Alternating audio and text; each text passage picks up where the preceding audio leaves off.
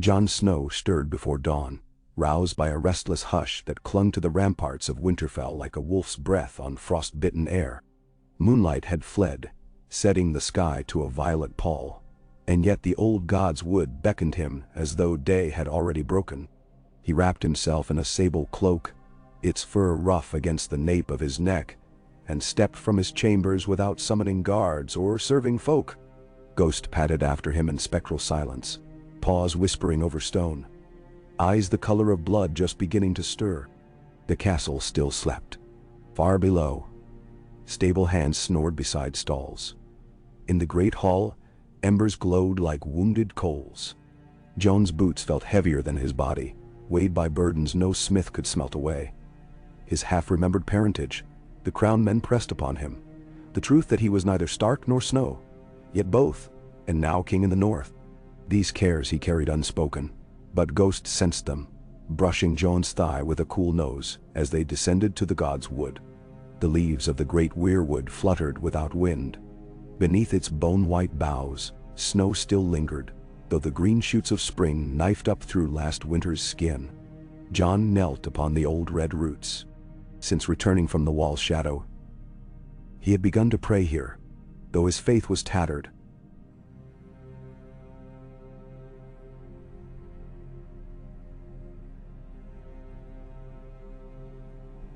Half in old gods,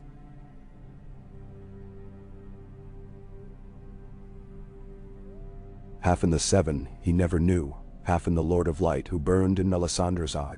He breathed cold air, feeling its bite in his lungs. A dream clung to him. 3 unblinking eyes watching from darkness, a mother's voice whispering of flame within stone, and the crack of eggshells giving birth to night and day. He shut his eyes to banish it. When he opened them, he saw the raven. It perched upon the stump of a felled elm, feathers black as ink, head cocked. A raven at dawn might mean nothing. Ravens flocked the rookery by dozens. Yet something in its gaze rooted Jon to the spot. "Go on then," he murmured. The bird gave a single croak, fluttered to the ground, and hopped deeper into the trees, pausing to glance back as if to say follow. Ghost growled low, white hackles lifting. Jon rose, hand on the wolf's ruff, and stepped after the raven. The god's wood was small compared to the wild tangles beyond the wall, but still a maze of mossy trunks and half-buried stones. They passed the brook that breathed between reeds, past the crumbling statue of a direwolf stained with lichen.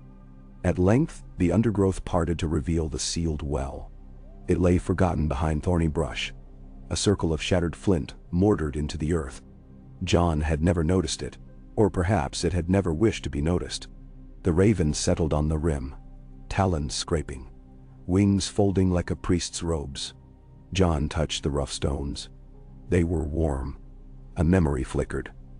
Old Nan telling Arya tales of Brandon the Builder laying great magical wards beneath Winterfell, of secret crypts deeper than the crypts known, vaults guarding relics older than men. Bran, true Bran, might have laughed once, but Bran the younger now carried distant mysteries in his glazed eyes. Jon pressed his palm upon the well cap again. Warmth bled through his glove. He heaved, and the slab slid a finger's breadth, as if some unseen spring eased its passage. Ghost sniffed at the darkness below, uneasy. Jon crouched, letting his torch catch the draft that sighed upward. The flame tilted, but did not die. He inhaled stone dust, old as mountains, and descended a spiral stair cut into bedrock. Each footfall echoed like the distant boom of drums. Steps narrowed, walls sweated mineral tears, and far below Jon heard water drip in measured time. He wondered how many kings knew of this stair, how many centuries had passed since mortal foot last touched it. The raven drifted ahead into the black, outline merging with shadows. At the bottom Jon emerged in a cavern lost beneath the very heart of Winterfell. The chamber felt neither carved nor natural, but something between. Rough walls shaped by primordial hands. Amid stalagmites squatted a crumbled plinth, carved with runes long worn smooth. Upon it rested a wooden casket swaddled in rotted velvet, no larger than a swaddling babe. His breath quickened. The casket's lid bore the direwolf sigil, Yet behind the wolf's head another emblem hid beneath grime. A three-headed dragon, faint, as though someone had once tried to chisel it away and failed. North and south entwined. Stark and Targaryen. Ice and fire. Jon's torchlight shimmered on iron hinges.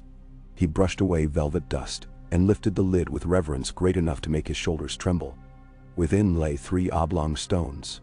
Obsidian? No, far heavier. Their surfaces dappled with scaled whorls of crimson bronze and ghostly pale green. Candled in flame, they seemed to drink the light, veins glowing faintly beneath the outer skin. They throbbed with warmth, not heat, like the pulse of a slumbering heart. Eggs. A dragon's egg was priceless. 3 together were the stuff of wild legend. Daenerys Targaryen had walked into her husband's pyre with such eggs and birthed living flame. But these were here, beneath Winterfell.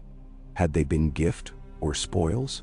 Had Torrhen Stark, the king who knelt, once bargained with Aegon for peace with more than swords?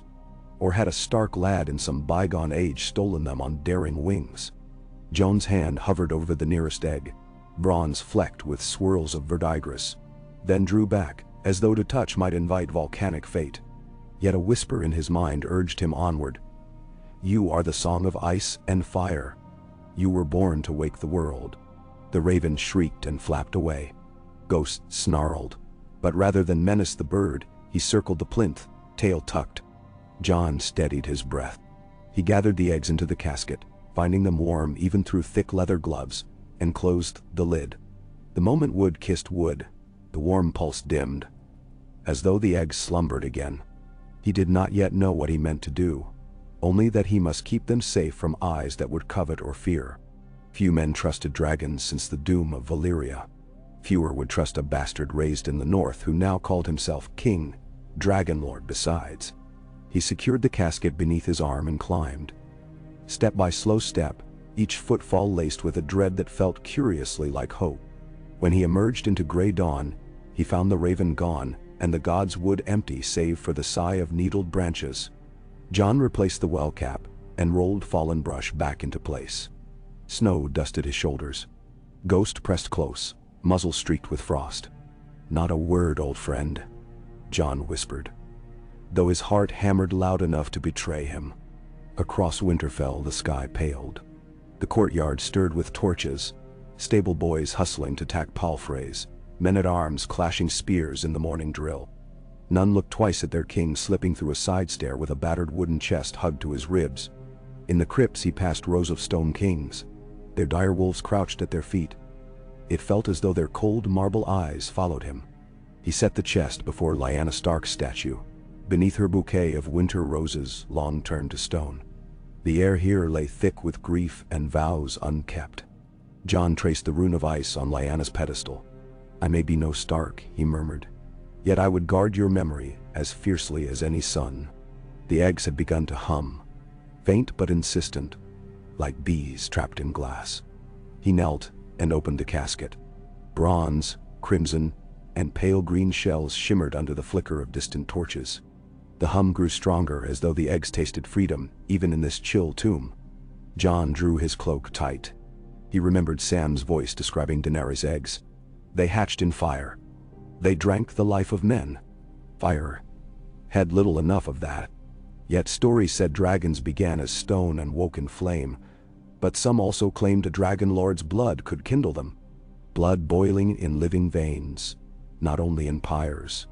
Ice might preserve, but fire quickened. He brushed a finger over Lyanna's granite cheek. Beneath this crypt lay his mother's truth.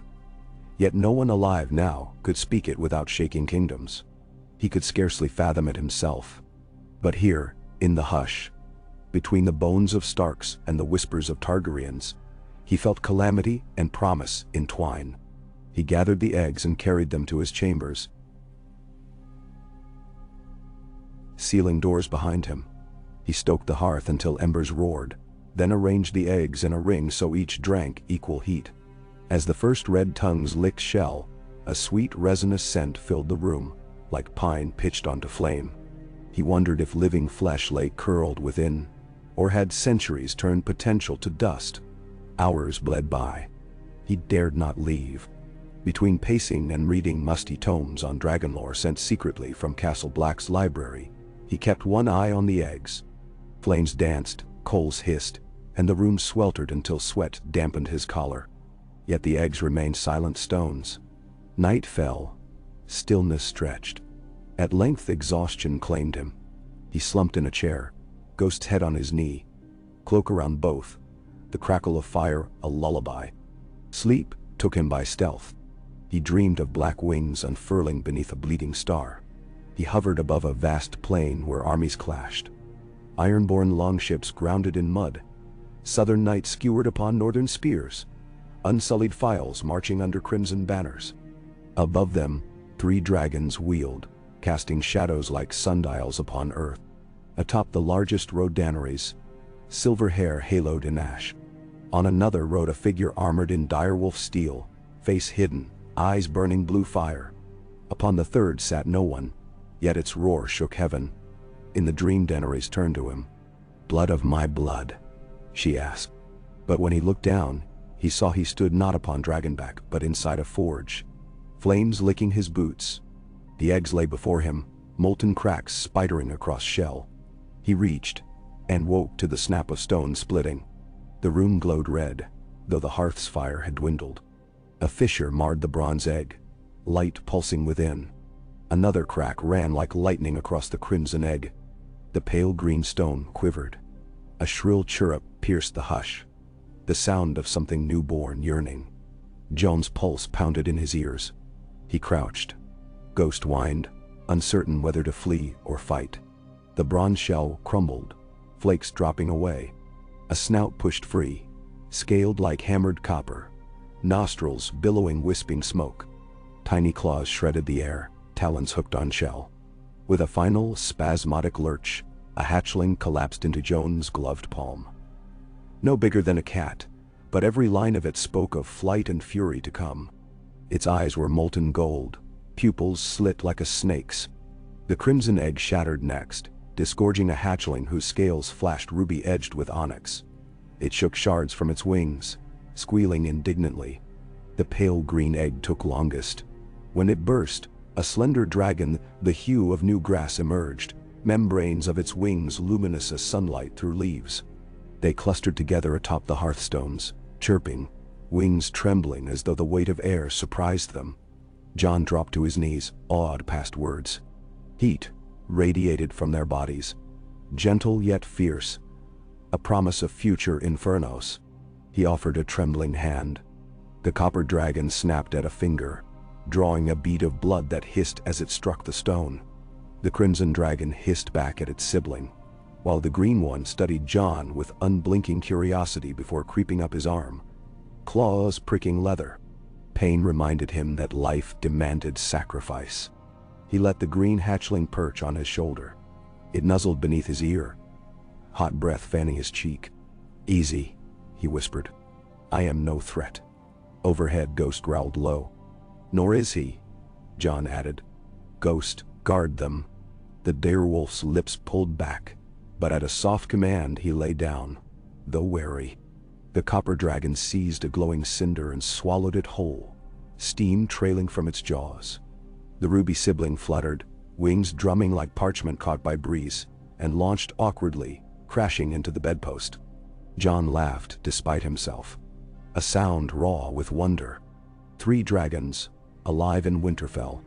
The last time dragons nested in the north may have been never. The realm would tremble. Queens would rage. Lords would bow, or plot. Jon's head swam. He must hide them until they grew, or until he chose how to wield them. Secrets in Westeros seldom slept long. At dawn, a tidy knock rattled the door. "Your Grace," came Sir Davos' gravelly whisper. "Council, in an hour." Jon hastily swept eggshell shards beneath the bed, smothered coals, and coaxed the hatchlings into a wide-mouthed crate lined with sheepskins. They screeched protest until he draped a heavy cloth over the slats, plunging them into darkness. He felt their indignation like embers through wood. "Only for a little while," he promised. Davos entered, gray beard speckled with winter. "Storm from the east," he said. Ravens from White Harbor speak of sails. Queen Daenerys mayhaps. His eyes flicked to the crate. New pups. Jon forced a rueful smile. Something like that.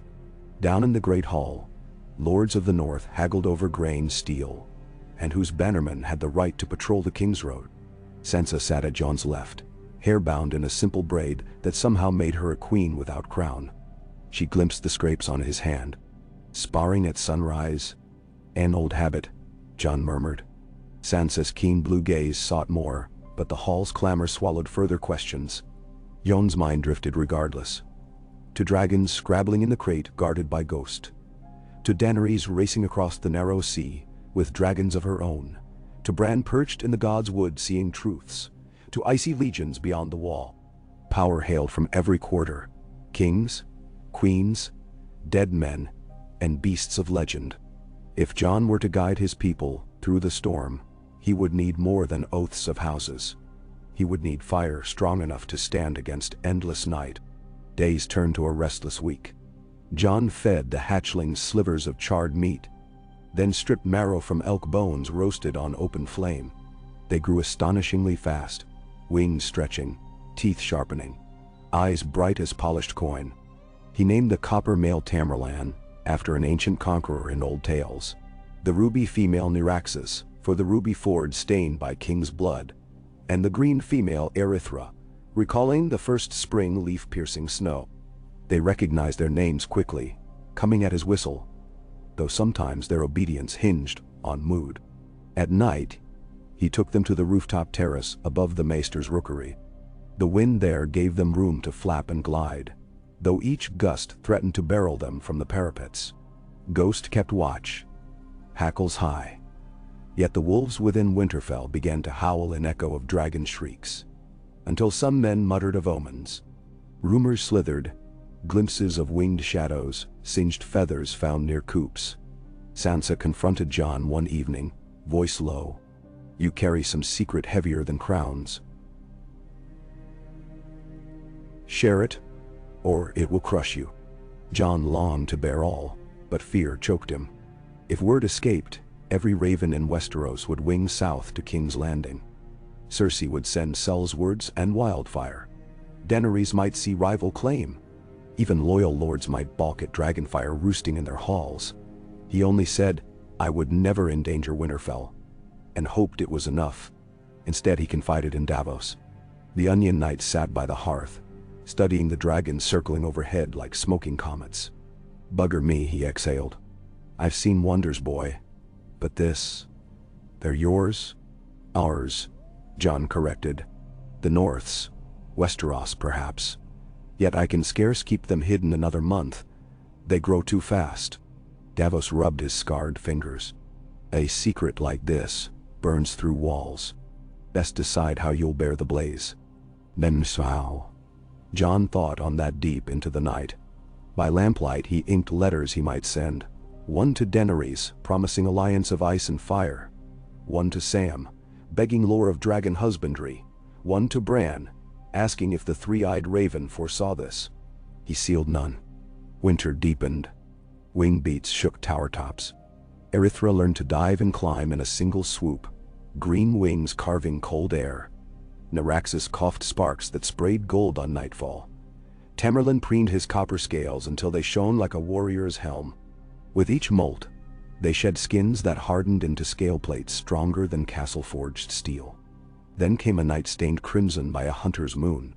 The Giantsbane Tormund Giantsbane arrived at Winterfell's gate, cloaked in bear pelts, cheeks raw from wind. He brought wildling families seeking refuge and chilling tidings, dead things once again walking south of the wall, swarming abandoned outposts.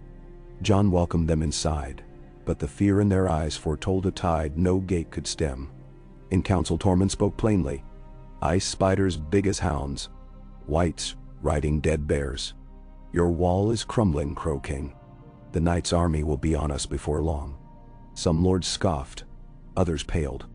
Jon listened, throat tight, sensing the dragons stir restlessly in their eyrie. Fire to meet frost, the old balance. That dawn Jon led Tormund to the terrace. He whistled.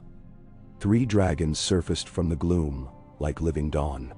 Their wings beat knocked snow from parapets, waking sentries below who stared heavenward dumbfounded. Tormund roared an oath. By the hairy balls of the gods. He laughed, half terrified, half elated. You've hatched sorcery. Jon's cloak snapped in the wind. They may be all that stands between us and death. But a dragon's flame is no use if it chars the realm before the dead reach it. I need men who will follow me despite fear, not because of it. Tormund grinned wolfishly. You've got free folk.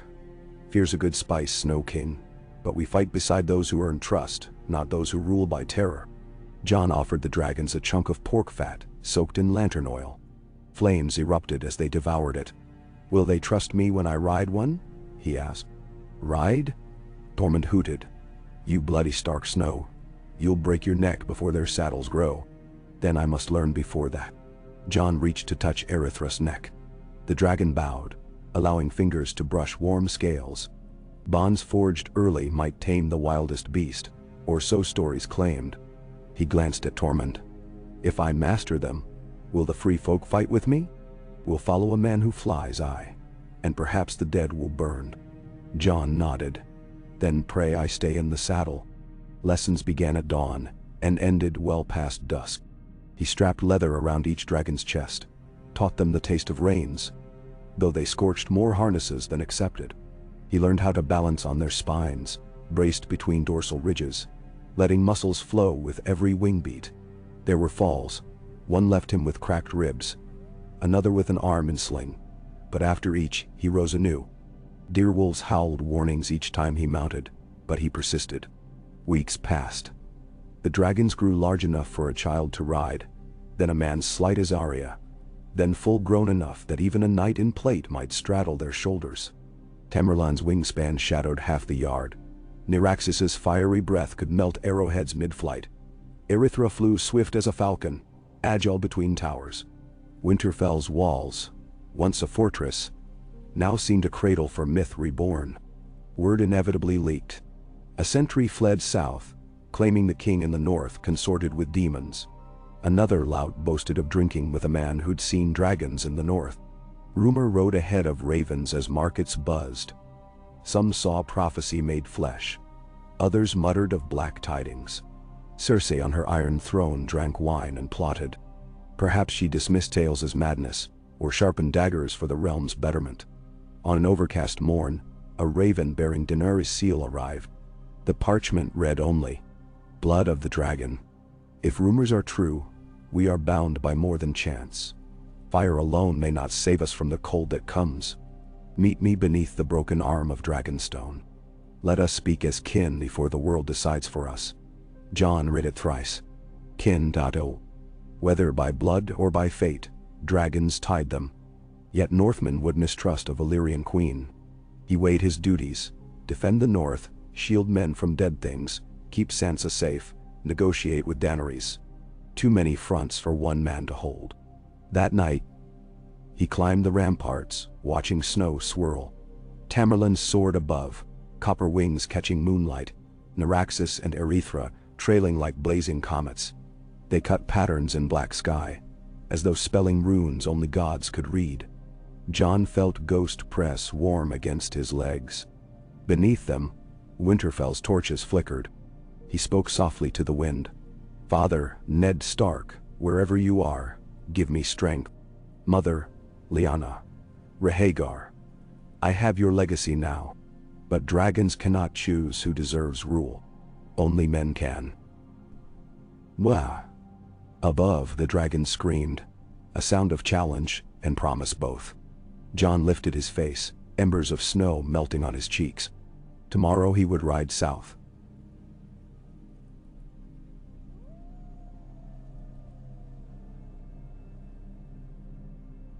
Seat himself upon Dragonstone's cliffs, and face the silver-haired queen who called herself Mother of Dragons. He would bargain flame for survival.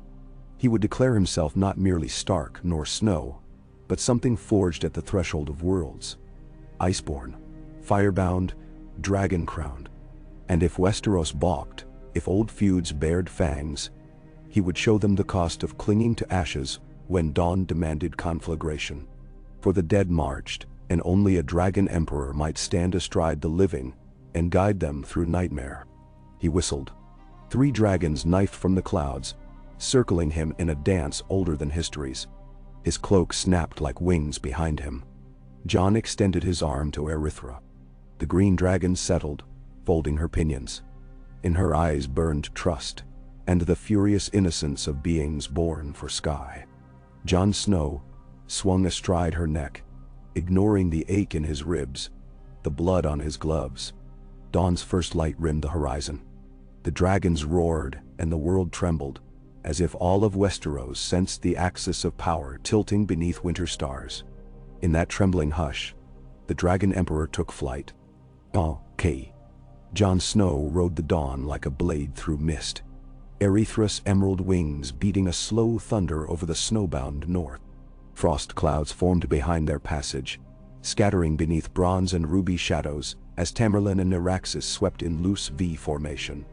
The 3 dragons moved as fledglings still, yet each span of green or copper or crimson eclipsed a warhorse, and their voices lit the thin winter sky with furnace shrieks.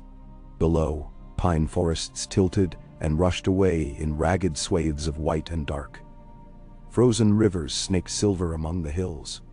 Distant watchfires sparked atop old keeps that once dared call themselves kingdoms. No horn sounded their coming, for Jon had slipped from Winterfell under cloak of pre-dawn gray without trumpet or bannerman, trusting only in Ghost's silent farewell and Davos' word that the realm would hold a fortnight without him. Time stretched strange in flight. Wind peeled cold tears from his lashes, yet his blood sang like molten iron. The saddleless ridge of Erythra's spine cut beneath his thighs. He clutched reins fashioned from braided bear hide, fingers livid, knuckles numb under dragon-warmed leather. Now and then he felt the great muscles bunch and uncoil beneath scale and bone, uncertain still, but hungry for distance, and each such tremor jolted him free of memory. The blood-slick courtyard of Castle Black, the hush of Lyanna's crypt, the rasp of Sansa's voice begging caution. All of it blew away behind in a wake of thunder and swirling hail. They halted first upon the lonely height of the last hearth, bastion of House Umber, for a handful of hours. Jon guided the dragons to roost among broken ramparts, where white winds screamed between toppled merlons. Their talons bit stone. Snow avalanched from ledges. Terrified sentries fled screaming down half-collapsed stairwells. Jon dismounted into knee-deep drifts, hissed a command. "Stay." Naraxis snapped at icicles. Tamerlane huffed steam that glittered in morning sun, and Erythra hunched over them both, protective as an older sister, though youngest by shell. Jon knelt to test his knees, wobbly but whole, then strode beneath an arch festooned with wind-twitching frost banners. Inside the hall, Lord Edric Umber had barricaded his people behind oak doors barred with chains. At Jon's knock, muffled curses answered. A peephole slid open, revealing wild blue eyes shining with fear. "Open," Jon said, pulling back the hood of his cloak. "It's me, Edric." The chains clattered. Edric burst through, half-armored, cheeks purpled by cold. "Snow, king, I mean, by the old gods, what beasts did you bring?" His gaze darted past Jon to the silhouettes on the wall beyond. "Dragons, they say." "They are," Jon confessed. "But mine. Ours, if we keep faith." He clasped Edric's forearm. "No harm will come if your men hold steady. Tell your folk to stay inside until we leave." "Mensal." Edric swallowed. His breath plumed. "The tales said Queen Daenerys had 3 dragons. Now you, another 3. Are we to drown in dragonfire while dead men prowl?" Jon's reply came soft. "I pray dragonfire turns the dead to ash. But the North must stand together, gather supplies, send food south to Winterfell. Sansa will direct wagons. If the wall falls, we all march." He pressed a wax-sealed letter into Edric's hand, Davos script outlining stockpiles and muster points. "See it done." Edric bowed, trembling not from cold alone. "It will be done, your grace." Jon left before fear fermented. He mounted Erythra, whispered her name, and they launched in a confluence of snow and sky. From above, Last Hearth's Bailey looked a cracked shield buried in drifts. Wolves howled as the dragons banked southeast, arrowing toward White Harbor's shining inlet. Hours later, sea air rose to greet them. Salt tang fighting winter's black breath. The dragons tasted it, shrieking with delight. Gulls scattered. Jon circled wide of the harbor proper, unwilling to send ships aflame with errant flame. He guided his winged host toward a craggy headland north of the city, where smugglers sometimes hid. There, against slate cliffs, he set the dragons down beneath a natural arch weathered like a giant's jaw. Erythra prowled the tide pools, seizing silverfish in quick snaps. Nyraxis bellowed at breakers, crimson wings splayed to catch spray. Tamerlane simply basked, copper scales turning sunset bright, though the sun still crouched behind leaden clouds. Jon tethered them loosely, trusting hunger and fatigue to keep them ground-bound, and clambered up the slope toward a lone signal tower whose beacon had long since rotted. He lit a crude fire with driftwood and drifted into uneasy half-sleep, hood drawn over eyes, boots still in the stirrups of exhaustion. Memories bled through doze. Bran's hollow voice, speaking of ravens with 3 eyes and snow that would drown men as deep as the sea. Melisandre's sultry promise that shadows loved flame. Maester Aemon's whisper, "Ice preserves, fire awakens, yet neither endures alone." Then a happier fragment. Arya balancing on a braid of rope, sword stick whirling as she shouted, "See, Jon, I'm not afraid of fights." He smiled even as the dream shifted to Sam's gentle laughter in the library stacks, and the cold carnage of Hardhome. Dragons roared inside his skull. He woke gasping, darkness around him, illuminated only by the glow of dwindling coals and the faint green shimmer of Erythras. Slumbering scales. By dawn he resumed flight. The dragons leapt skyward with vigor renewed, climbing sunlit thermals that carried them above the marshlands of the neck. Below lay rutted causeways, half-frozen bogs, ruins swallowed by moss. Crannogmen emerged from huts to gape skyward, bows falling slack. In one clearing, children shrieked and chased after the fleeing shadow of Nyraxis until their mothers dragged them into reeds. Jon waved, though none could see the gesture. His cloak snapped like a raven's wing. Midday found them above Moat Caelan's broken towers. Jon glimpsed banners of housereed fluttering beside stark gray. Sansa's diplomacy at work, bridging marsh and mountain. He considered landing, reporting progress, but decided speed outweighed ceremony. Every league south sharpened the likelihood of White Walkers sweeping the wall. If he could forge alliance with Daenerys, force of 6 dragons together, perhaps they might turn night aside entirely. The dragons entered the skies of the Trident by dusk. There, they faced their first true trial. A storm boiled above Maidenpool, black anvils lit by flickers of purple lightning. Jon signaled a climb, seeking to skirt the gale's northern rim. But the storm spread its wings wider than any beast. The air turned slurry thick. Hail rattled off scales like slingstones. Winds hammered at Erythra's flanks. Nyraxis let out a keening scream as turbulence rolled her. Tamerlane dropped 50 feet before catching himself with an angry roar. Jon's mind flashed to legends of wild dragons shattered by tempests over Shipbreaker Bay. He gritted teeth, pressed heels to Erythra's ridges, guiding her into the wind instead of with it. Valyrian texts claimed dragons cut gales best by facing them head-on, as a ship luffs to ride waves. Erythra resisted, but his steady pressure at the base of her neck, the calming hum he had learned to mimic, a low croon that echoed hatchling nursing calls, coaxed compliance. She leveled her wings, slicing upward through sleet. Nyraxis and Tamerlane followed instinctively, forming a staggered column behind their leader. Lightning cracked, ozone bit, but they rose beyond the anvil's lip into a cathedral of stillness, where stars glittered above storm-topped clouds like a city seen from spun-glass streets. Exhaustion weighed heavy by the time Dragonstone's jagged outline jagged through the dark. The island rose from black waves like the fossilized skull of some fallen titan. Turrets clawing sky, causeways bridging yawning chasms. The castle keep itself grown from fused volcanic rock shaped by Valyrian sorcery. Smoke ribboned from vents along the mountainside, illuminated orange by molten glow. It smelled of sulfur and old magic, of secrets thicker than Corthian incense. Jon spiraled down toward the beach beneath the broken arm. A stretch of coarse black sand Daenerys had specified. Torches already lined the shore, flickering like dragon's teeth. He counted figures, unsullied in silent ranks, gray worm banners drooping. Dothraki horsemen fretting at the waterline. A scattering of Westerosi knights wearing House Tyrell rose or Martell sunspear. In their midst, a tall woman waited beneath a banner of the three-headed dragon. Moonlight made her hair silver fire. Jon urged Erythra to settle a bowshot short of the tide's hush. Sand hissed beneath her talons.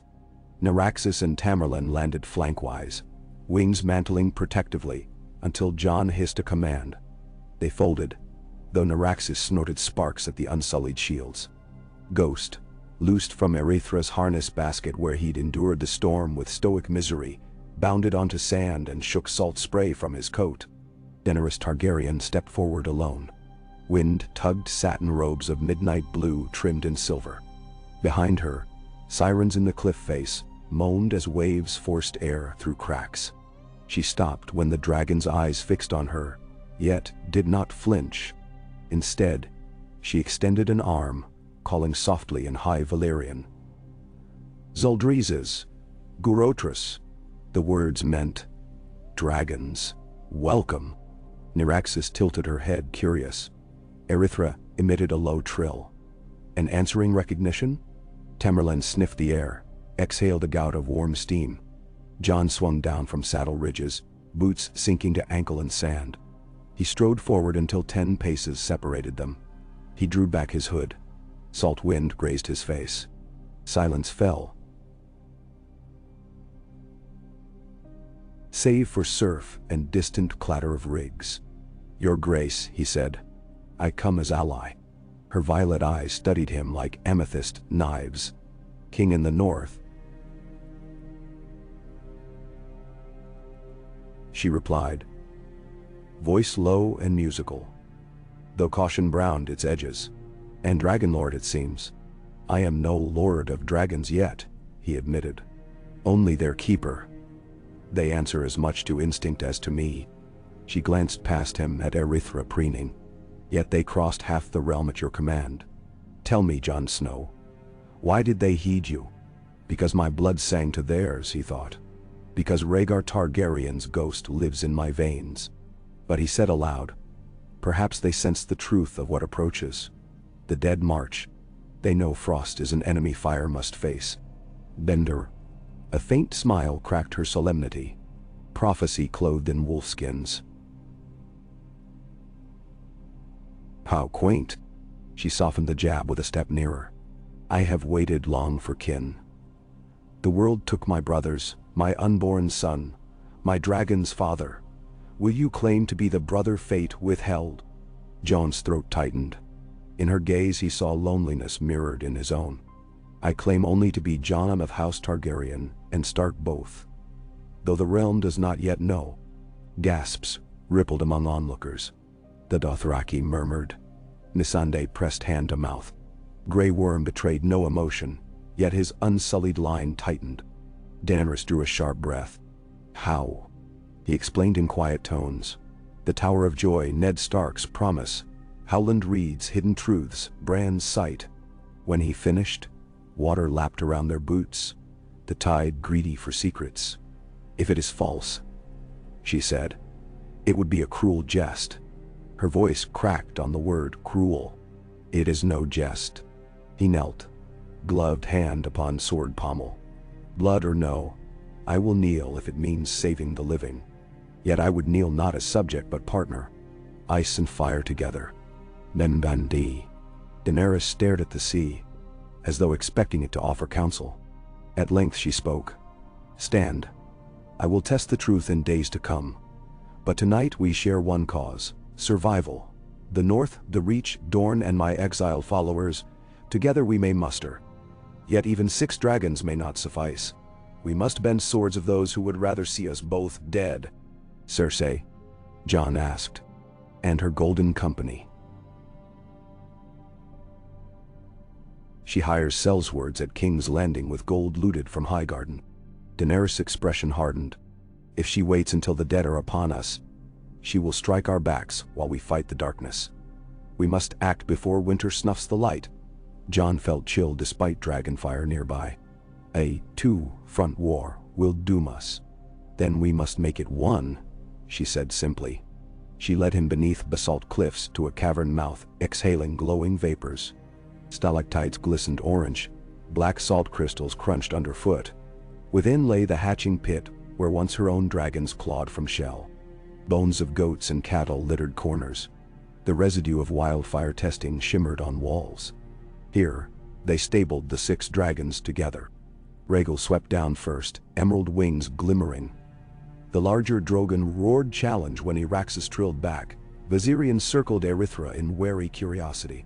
Yet as minutes passed, snorts, huffs, occasional sparks, they formed a wary circle, tails flicking like cats, learning to share territory.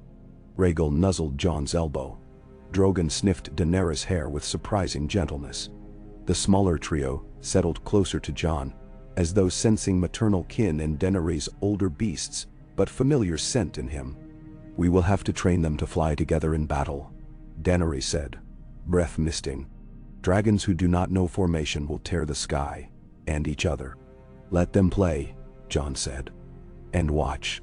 He released Erythra's harness. The green drake scampered toward Rhaegal, chirping. The older dragon lowered massive head, bumping Erythra aside with indulgent snort. Naraxis crept toward Viserion, tails flicking, while Tamerlane attempted to mimic Drogon's dominant pose, spreading wings wide, only to get bowled over by a playful swipe of the elder's tail. Daenerys laughed, soft but real, like spring rain after drought. Jon found himself smiling too. Ghost padded in, sniffed at Drogon's talons, then flopped on warm stone, content. Later they spoke strategy in a torchlit chamber shaped like a dragon's maw. Tyrion Lannister joined them, ink-smudged hands scraping curls of parchment. Varys hovered in alcove shadows, eyes moon-bright. Missandei poured wine. Ser Jorah stood sentinel. Jon described Eastwatch, Hardhome, numbers of whites glimpsed by scouts. Daenerys countered with Cersei's alliances, Iron Fleet maneuvers, Dornish levy counts. We cannot march all forces north, Tyrion mused. Scratching quill. So we must neutralize Cersei first, but outright siege invites time we lack. Drogon could burn the Red Keep, Daenerys said. Along with 500,000 small folk, Tyrion replied. Not if we wish their love.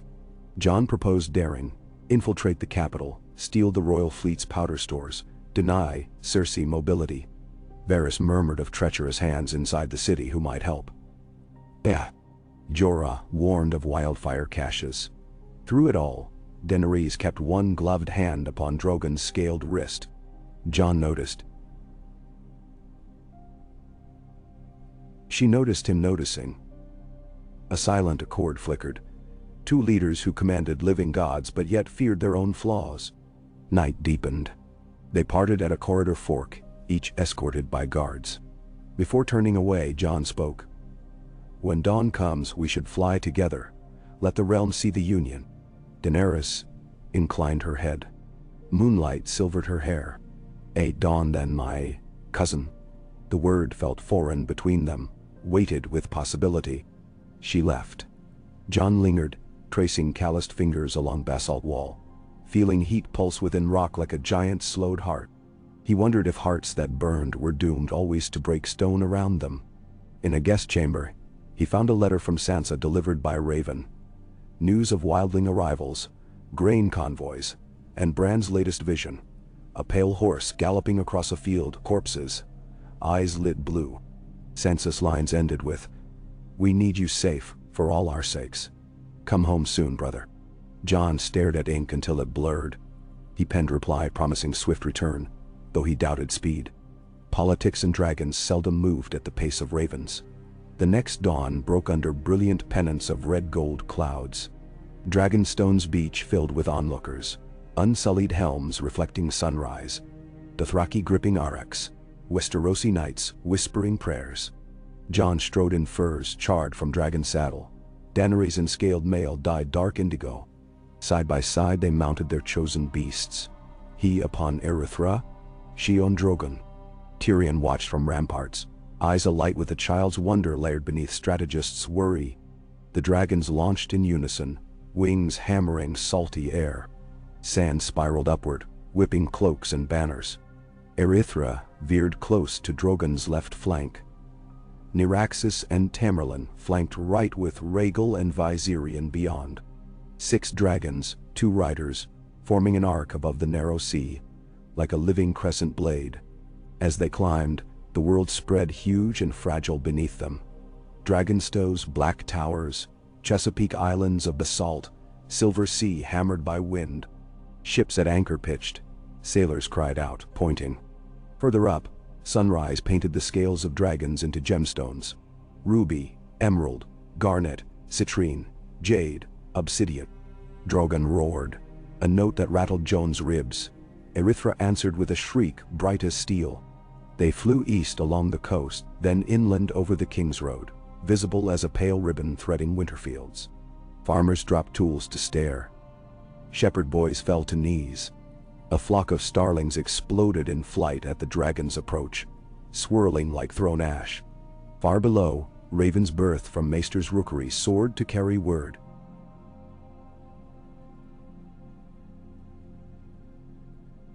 Six dragons allied, and 2 Targaryens both claimed by fate. They banked south then west, tracing a grand circuit above the Blackwater rush. The high walls of King's Landing appeared upon horizon, crowned with the red keep like a rose of iron and rubies. Black smoke curled from forges, chimneys, and Cersei's war machines. From this height, the city resembled a breathing creature. Crowded, vulnerable, alive with hope and sin. Jon felt Erythra tense at the smell of human fear rising like incense. He stroked her neck, murmuring reassurance. Daenerys guided Drogon into a lazy circle, well beyond arrow shot. A deliberate display, threatening yet restrained. The other dragons spaced themselves, obeying silent signals of posture and call. Bells rang frantically in the city. Lannister scorpions rolled onto crenellations. Gold cloaks scurried along walls. Yet no bolt whistled skyward, whether from awe or orders unknown. After one full orbit, they turned north again. Speed steady, wings drawing ripples across cloud banks. It was enough. The capital had seen. Word would spread faster than any raven. The sky itself belonged to new masters. They landed hours later on a wind-swept plateau inland of Rosby, where Daenerys kept a forward camp concealed in ruined watchtower. There, she and Jon convened a war council beneath the remains of a vaulted chapel roof, open to pale blue sky. Tyrion paced, mapping strategy across a cracked stone table. Cersei will capitulate before facing 6 dragons, I'd wager, he said, though his voice betrayed doubt. But she is a lioness cornered with cub. He referred to rumors of Cersei's rumored pregnancy, though confirmations wavered. Daenerys shook her head. She bends only when broken. Better we cut her legs by rallying her bannermen first. The Reach suffers famine. Dorne thirsts for vengeance. The Riverlands remain splintered. Secure them. Isolate King's Landing. Starve pride. Then, Jon folded arms. Time remains our enemy. The dead cross the wall while we parley. He pointed north on a soot-smeared map. But, if Eastwatch falls, the Night King gains ships from Hardhome wrecks. He could bypass Moat Cailin by sea. Sir Davos, newly arrived by fast galley, cleared throat, begging grace.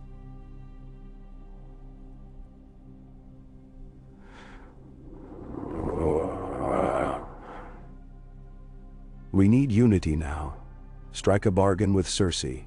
5 moons truce. Offer proof of the dead. Bring a white to the dragon pit. Tyrion's brows rose. A white inside the city. Dragons above it?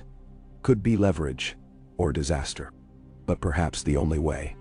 It would show lords that the true war lies beyond petty crowns. Winterfell. Daenerys looked at Jon. Would you risk the journey north again? Capture one of these whites? I would, he answered without hesitation. His mind flashed to the cold silence of the haunted forest, the stink of rot, the hiss of blue flame. I'll take a small party. Tormund, Jorah, maybe Gendry. He knows rivers. I go too, Daenerys cut in. Tyrion protested. Your Grace, if both of you fall. Jon added, quiet but firm. The realm cannot lose its dragons or their riders in one stroke. I'll go. You hold the south. Rally alliances. Then so. They locked eyes. Icy winter sky meeting violet dawn. She nodded reluctantly. Then take Rhaegal. A dragon's flame will guard you.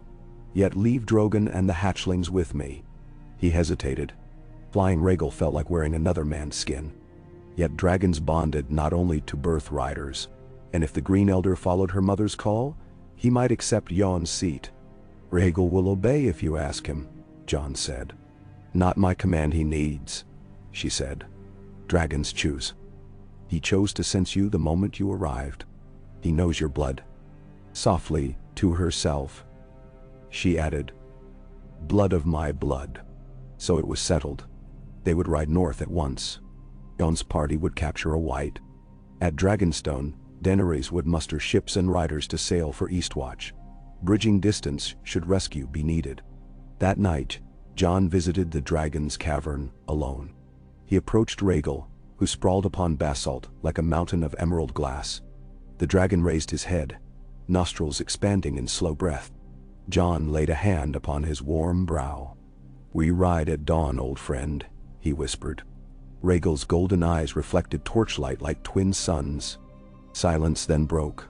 Bran's raven voice echoing across memory. You will ride a dragon of green and gold, for the world was never meant to end in darkness. Jon shivered. From shadows, Erythra stirred, eyes narrow slits of green fire. Jon crouched, stroking her neck. Not tomorrow, he explained, guilt pricking. You stay, guard your sisters. Nyraxis snorted sparks, displeased. Tamerlane let out a soft rumble, perhaps sensing his rider's conflict. Jon rose. I'll return, he promised them. And when I do, Winterfell will howl with 6 dragons' joy. Somewhere deep inside, doubt coiled like a white worm hissing. Or Winterfell will howl no more. He left the cavern, found Ghost waiting beyond arch. The direwolf pressed muzzle to his palm, as if tasting ash of future pyres in his sweat. Jon scratched behind ears, whispering comfort he scarcely believed. Gray dawn birthed sharp winds. Rhaegal knelt at Jon's command, green wings folding enough to form makeshift stirrups. Jorah donned ragged bearskin cloak, gripping Valyrian steel sword Heartsbane reclaimed for House Tarly. Gendry secured hammer across his back. Tormund guffawed at the idea of riding anything that wasn't furry but clambered behind Jon anyway. 2 young free-folk archers, sisters named Sarah and Elsera, volunteered as lookouts. Daenerys stood on a balcony above the cove.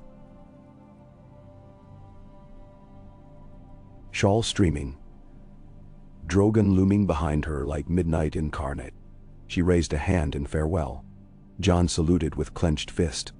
Then Rhaegal leapt skyward, claws gouging volcanic stone. Air whipped, sea crashed. Dragons below bellowed chorus. They arrowed north, cutting across sunlit clouds, leaving Dragonstone a shrinking spike behind. Hours passed suspended. Rhaegal's back was broader than Erythra's, his flight more sure, his power a slow steady thrum, rather than youthful staccato. Jon felt the difference, like sailing a war galleon after a skiff. Tormund whooped into the wind. Jorah clasped a handhold of spiny ridge, jaw rigid with determination. Gendry's eyes shone wide as moons, yet his grip held firm. South winds pushed them swift. They crossed the Blackwater Rush by midday, soared over Harrenhal's melted spires by dusk. Jon allowed a brief glide so Jorah might point to the Tower of Dusk, where Daenerys' ancestors once chained Harrenhal in iron, but night pressed them on. They landed upon the Green Fork's eastern bank, camping in ruins of an old sept roofless and vine-choked. The dragons slept coiled around themselves, like living furnaces warding chill. Their heat kept frost at bay.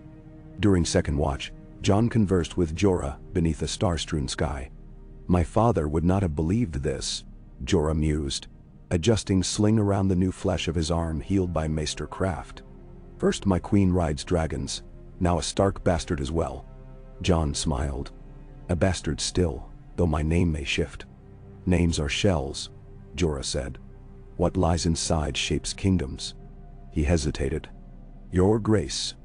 Jon, should you live through this, Westeros will ask if crown passes to you or Daenerys. Dragon riders share no thrones easy." Jon's smile faded. "I do not seek her throne. Cold must be fought first. After, we will see." Jorah nodded, though doubt ghosted his eyes. At dawn they flew again, crossing the neck by afternoon. Storm clouds massed ahead. The wall's breath, exile of warmth. Snow blew in ragged spears. Rhaegal beat wings harder, climbing above squalls. Far below, Eastwatch's broken towers rose, dwarfed by the vast white barrier, looming endless west. Smoke curled from chimneys. Ships rode anchor in thin ice near harbor. Raven banners of the Night's Watch drooped on poles, frayed. Jon guided Rhaegal into downward spiral. The wall's ice face reflected dragon shadow like cracked mirror. Sentinels atop the gate gaped, crossbows slack. Jon dismounted as talons touched frozen yard. He strode to greet men he once commanded. Dolorous Ed emerged, wrapped in black furs thick with hoarfrost. "Jon?" Ed's voice cracked. "They told me madness, but seeing." "No time," Jon said, clasping his hand. "We ride for the far north to capture a white. I need 10 volunteers and supplies." Ed's brow wrinkled. "Again? And last time half returned dead." "This time we have a dragon," Jon answered with grim smile. "That's what scares me." Within an hour they gathered. Beric Dondarrion, blade flaming. Thoros with ragged red scarf. A silent giant of a woman in patched sealskin, calling herself Naja, who claimed to have killed 12 whites barehanded, and 5 Watch brothers bearing scars from the fist of the first men. They set out through Eastwatch's gate, Rhaegal stalking at their flank. Winds howled, snow slashed, breath turned to shards of glass. All day they trudged across a white wasteland, dotted by blackened weirwood stumps. That night they sheltered in a half-collapsed First Men ring fort, where circles of fused stone wept frost. Thoros kindled fire with priestly prayer. Beric's eye glowed ember bright. Naja sharpened carved bone knives. Jon dreamed again of splitting heavens and falling stars. A comet of blue flame scything across sky, pursued by 6 dragons breathing white fire. He woke sweating beneath blankets of direwolf pelts. Ghosts curled at his feet. Next day they found what they sought, or what found them. A white bear charged from drifting fog, eyes cobalt bright, maw rimed with black shards. Its roar rattled snow from pines. Men scattered. Rhaegal surged forward, exhaling lance of emerald flame that engulfed the beast. Yet beast reignited, undead flesh refusing to yield. Jon leapt, Valyrian steel drawn, carving a crescent severing head from neck. Even headless, the carcass thrashed until Thoros pinned it with dragonglass spear. It twitched until finally still. "Can't cage that," Gendry muttered. "Need a smaller specimen." They moved on, hearts hammering. Dusk fell violet. At a frozen lake, they spotted a patrol of dead. A dozen whites led by a single walker clad in bluish mail. Their silhouettes flickered beneath northern lights swirling like banners of ghosts. Jon signaled halt. Rhaegal crouched behind low ridge, great tail twitching. Gendry whispered, "Kill the big one, others drop. Same trick they used at Hardhome. Or capture one, ride like hell." Tormund growled. Jon weighed both and chose capture. Beric swathed a net in fire to herd whites. Naja circled wide. They burst from hiding, shouting. Rhaegal soared overhead, roar splitting silence. Whites screeched, lunging into net. Thoros darted forward, lopping off trailing limbs to cut their advance. The walker raised ice sword, but Rhaegal's fire drove him back. He retreated into night. One white remained trapped, thrashing. Jon severed arms at elbows. Gendry bound ankles with chain. They hauled the snarling corpse onto a travois strapped to Rhaegal's tail harness. Eyes glared hatred. Mouth snapped, but powerless. Night swarmed, thick with cold. Jon's group turned south, but the land shifted underfoot, snow quaking. A distant horn blew. Echo of doom. Jon glanced back. From black horizon poured thousands, tens of thousands, whites and giants, and pale spiders cresting ridges in tidal wave of moving death. Above them rode the Night King on skeletal steed, crown of ice horns glinting. Panic seized even hardened hearts. Rhaegal trumpeted challenge. Jon shouted, "Run! To the island," pointing to a rocky outcrop, mid-frozen lake southward. They sprinted. Cracking ice boomed, but hold held. Jon urged Rhaegal into low glide over surface, claws scraping to pick up stragglers. Beric tossed flaming sword, carving path. One watch brother slipped, fell under swarm. Gone. They reached island, ringed by open water, where ice had broken under dragonfire. Whites hesitated at edge. For a moment, stillness. Snow fell like silent ash. Jon's breath plumed. Supplies scarce, firewood none. Circle of survivors numbered 9. White captives still snarled inside net, eyes burning. Across lake, the army arrayed like an ocean of stone forms. The Night King dismounted, studying them with expressionless hunger. He raised hand. Wind screamed. Snow thickened. His lieutenants spread along shore, patient as glaciers. Jon knew they could hold a day at most. He turned to Jorah. "Send Gendry, fastest runner. He'll reach the wall." "Send Raven." Jorah nodded. Gendry protested, but Jon insisted. They lashed torch to spear, lit it from Beric's ember sword. Ghost followed, trotting silent in track. Hours crawled. Thoros wound weeping wound in thigh where bear's claw had struck. He bled through linen, but sang drunken hymns. Tormund cracked jokes about free folk feasts. Beric prayed. Snow kept falling, piling icy mounds around exhausted men. Night deepened. Whites shuffled restlessly beyond black water. Jon paced, mind flicking through options. Rhaegal perched overhead, wings mantling, but his fire grew thin. Dragons fatigued quickly in sustained cold. They could attempt flight now, perhaps lifting several at once. But risk Walker's spear of ice rumored to down even dragons. Then, faint wings. Jon's heart leapt. From south soared Drogon, Niraxis, Tamerlan, Erythra, Viserion. A churning storm of fire and scale. Daenerys rode Drogon, cloak snapping. Sun yet slept, but dragons birthed their own dawn in orange glow. They descended in fury. Drogon swept lake with magma breath, shattering ice into boiling shards, carving moat between whites and water. Niraxis and Erythra strafed ranks, mowing undead like wheat. Tamerlan backwinged atop island, allowing Jon to lift Thoros onto saddle. Viserion hovered as windbreak while survivors clambered aboard. The Night King stepped forward, hefting ice javelin glittering under Aurora. Jon's gut tightened. He recalled Bran's vision, blue flames devouring sky. He shouted to Daenerys, but wind stole words. The Night King hurled spear. It flew singing, straight for Niraxis. At last instant, Erythra swooped, intercepting with outstretched wings. The spear struck, shattering membrane, burying deep in shoulder. Erythra screamed, spiraling.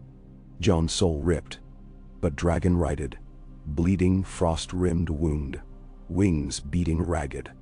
Rhaegal roared rage, bathing Night King in green fire. Flames sloughed off him like water. He readied second spear, Sighting on Rhaegal now bearing Jon's wounded party, Daenerys urged Drogon into dive, claws extended. But the spear flew first. Silver streak, piercing Rhaegal's flank. Dragon shrieked, wings spasming. Jon's world spun as Mount lurched. He dug heels and hauled reins, striving to steady gliding descent. They crashed on solid ice beyond southern shore, skidding amid shattered floes. Men spilled like dice, white still in tow. Rhaegal lay heaving, blood as hot steam pooling. Jon leapt, drew sword, carved White's bonds, but kept chain. He yelled for men to haul corpse toward Drogon now landing heavily nearby. Drogon's roar drowned screams of Whites surging again as ice firmed. Daenerys, hair whipped to Silver River, urged survivors onto Drogon's back. Tormund, Jorah, Sarah, Elzara, Elsera. Erythra wheeled overhead despite wound. Nyraxis circled back. Viserion raked undead lines with amber flame. But armies pressed endless. Jon fastened White to Drogon's saddle harness. "Go," he shouted. Daenerys extended hand. Jon shook head. "If I board, weight too great. Fly. I'll find my way." Voices protested, but roar of undead drowned them. She met his eyes. Fear, fury, faith. Then nodded once, tears bright. Drogon surged skyward, wings beating hurricane. Jon turned just as Night King approached. Snow swirling like wedding veil around him. 2 lieutenants flanked.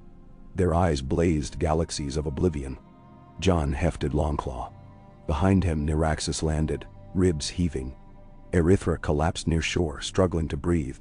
Rhaegal writhed, pinned by ice spear. Jon stood between dying dragons and dead king. Heart hammering war drum. Night King unsheathed blade of crackling dark ice. Jon raised steel of Valyria. For a breath, the world balanced on 2 swords older than memory. Then a distant horn. 3 blasts from Eastwatch's walls. A shadow of ships on horizon. Sails emblazoned with kraken and stag. Jon's hope flickered. Perhaps Theon had brought Asha's Ironborn. Perhaps Gendry's raven summoned unexpected aid. Above, a new cry, human, fierce, echoed. Brienne of Tarth on borrowed wyvern harness. Where had such beast come?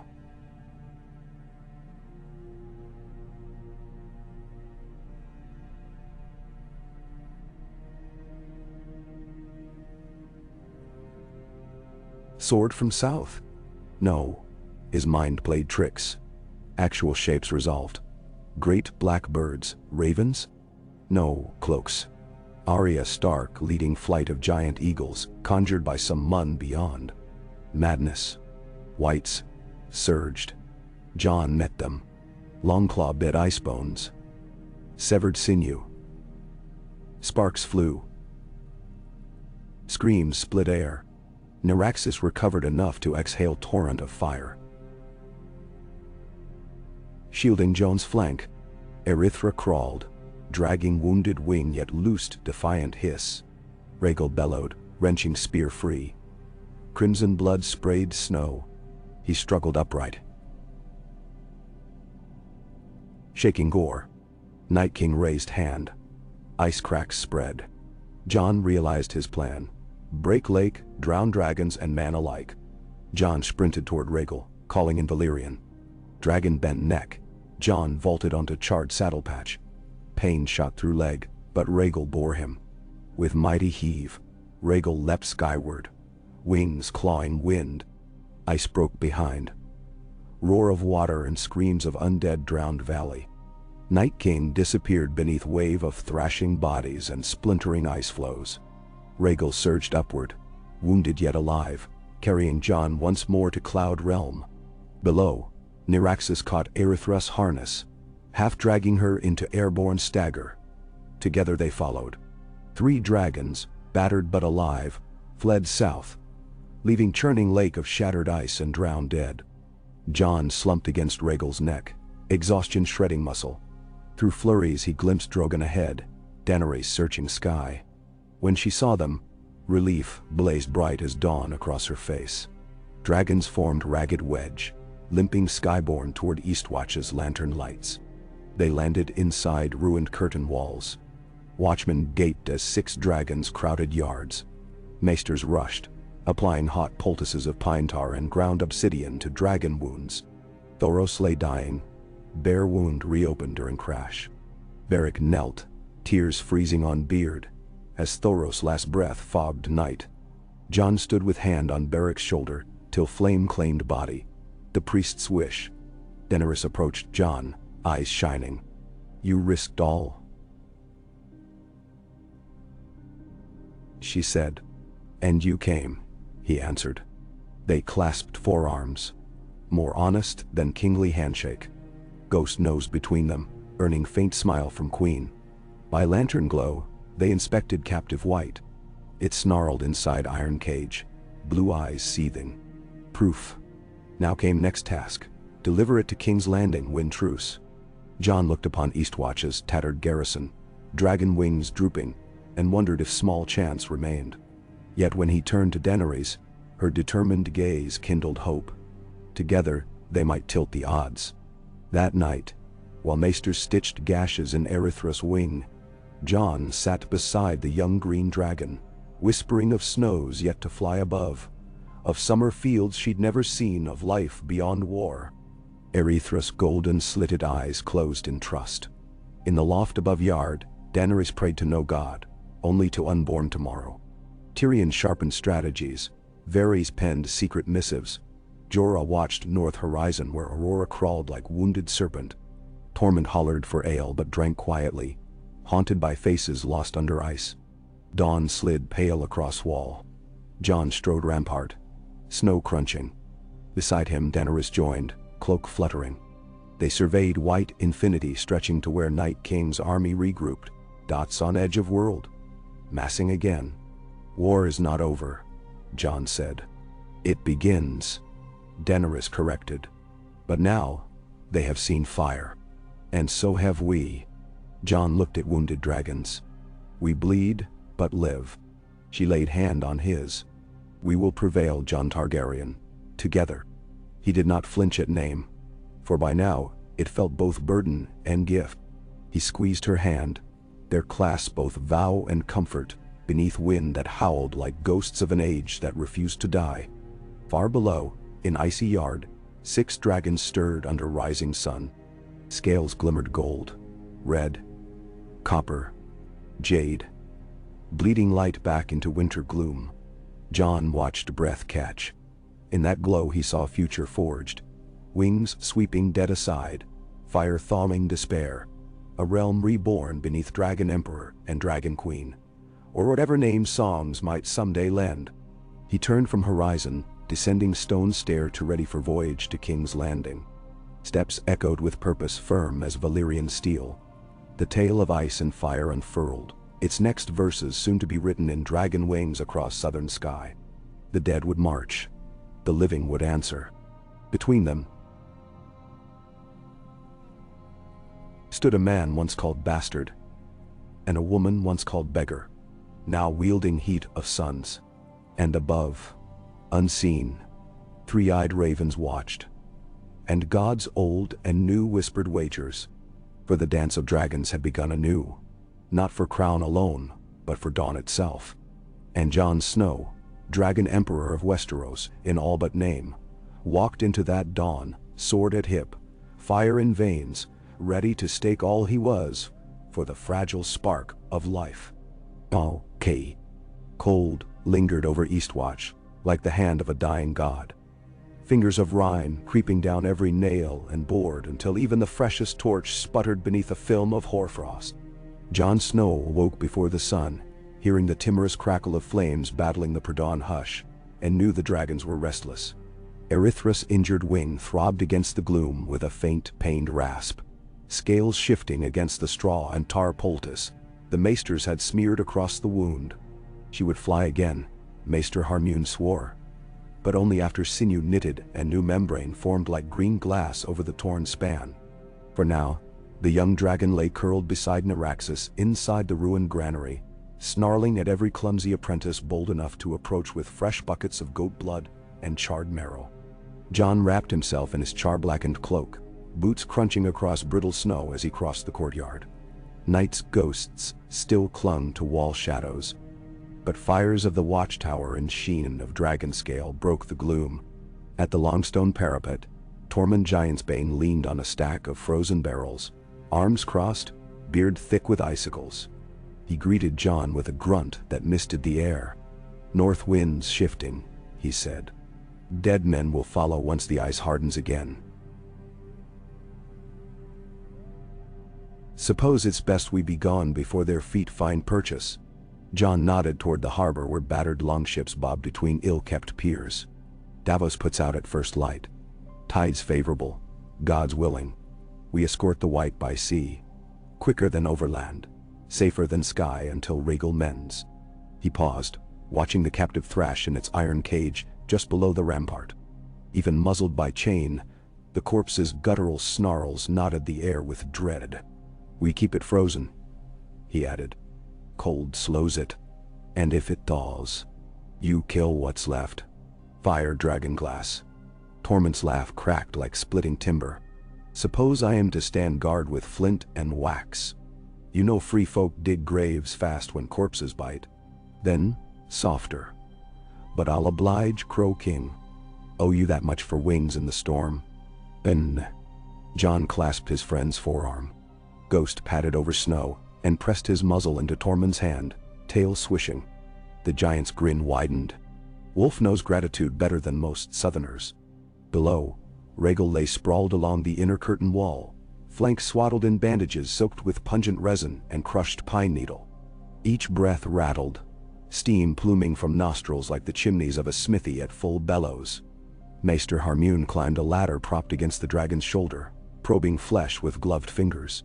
The maester's spectacles fogged with each exhale, but diligence never wavered. He was too new to the post to fear a patient large enough to swallow him. Jon's gaze drifted north across the bleak flats where blue-tinged fog clung to shattered ice floes. Somewhere beyond that veil, the Night King marshaled his legions anew. Every breath Jon took tasted of oncoming doom. Beneath every quiet moment he heard the phantom thud of frozen hooves. Later that morning, Davos Seaworth supervised the final lashing of the White Cage onto a reinforced wagon. The cage's bars glimmered with frost where sea spray had frozen overnight, and chains planted deep in the wagon bed rattled as the corpse jerked against its bonds. Two robed red priests from Volantis, followers who had arrived on Blackwater tides in search of the prince that was promised, stood at a distance, murmuring protective prayers in throaty Valyrian. Their ruby torques pulsed warm amid the chill. Jon half trusted them, but fire priests could be fickle allies. His mind flashed to shadow assassins writhing from smoke and blood. Tyrion emerged from the guardhouse swaddled in sable, parchment tucked beneath an arm. Behind him marched Missandei and Varys, both thin-lipped at the morning's frigid kiss. "Ballistae loaded, Captain Seaworth?" Tyrion called. Davos looked aghast. "Ballistae? Against what?" "The beasts caged." "Against panic," Tyrion replied dryly, pointing to the cluster of black-suited Night's Watch archers perched atop the gate. "If our friend below breaks loose on pitching sea, bolts dipped in wildfire may solve more quickly than torches." Jon approached, reading disquiet in Tyrion's posture. "You doubt iron bars?" "I doubt everything," the dwarf confessed. "But I doubt Cersei most. She is less predictable than a dragon, and twice as venomous." He handed Jon the parchment. "Terms for the summit in the dragon pit. We ride into the city under banner of truce, hostages exchanged. If either side strikes first, hostages die. I negotiated through Qyburn's Raven hours ago." Jon scanned the script. "Hostages. Which does she demand?" Tyrion grimaced. "May, of course. And Lord Davos." "That is folly," Davos muttered. "Plain seafolk sense. You never bargain your own quartermaster." "I suspect that's exactly why," Cersei asked. Tyrion exhaled. "But Daenerys wouldn't risk her hand. She will name others. Likely Ser Jorah. Perhaps Grey Worm." His eyes flicked to Jon. "Perhaps you." "If it ends the war," Jon said, My life weighs light compared to the living. Varys cleared his throat. Let us weigh with caution. The queen in the south holds little regard for parchment once ink dries. We must keep contingencies. Jon folded the terms. Contingencies rarely survive first contact. Still, better a fragile truce than none. There. Steps scraped behind them as Daenerys approached, clad in gray-white riding leathers that mirrored the land's bleak palette.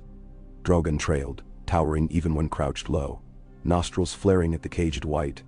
Neraxis and Erythra hobbled along, the latter's bandaged wing tucked like a folded sail. Daenerys' eyes were flint. We sail within the hour, she announced. Dragonfire will escort the fleet to Blackwater Bay. Drogon and Neraxis can protect from Euron's marauders. Erythra keeps watch here until healed. Harmune believes 3 days more.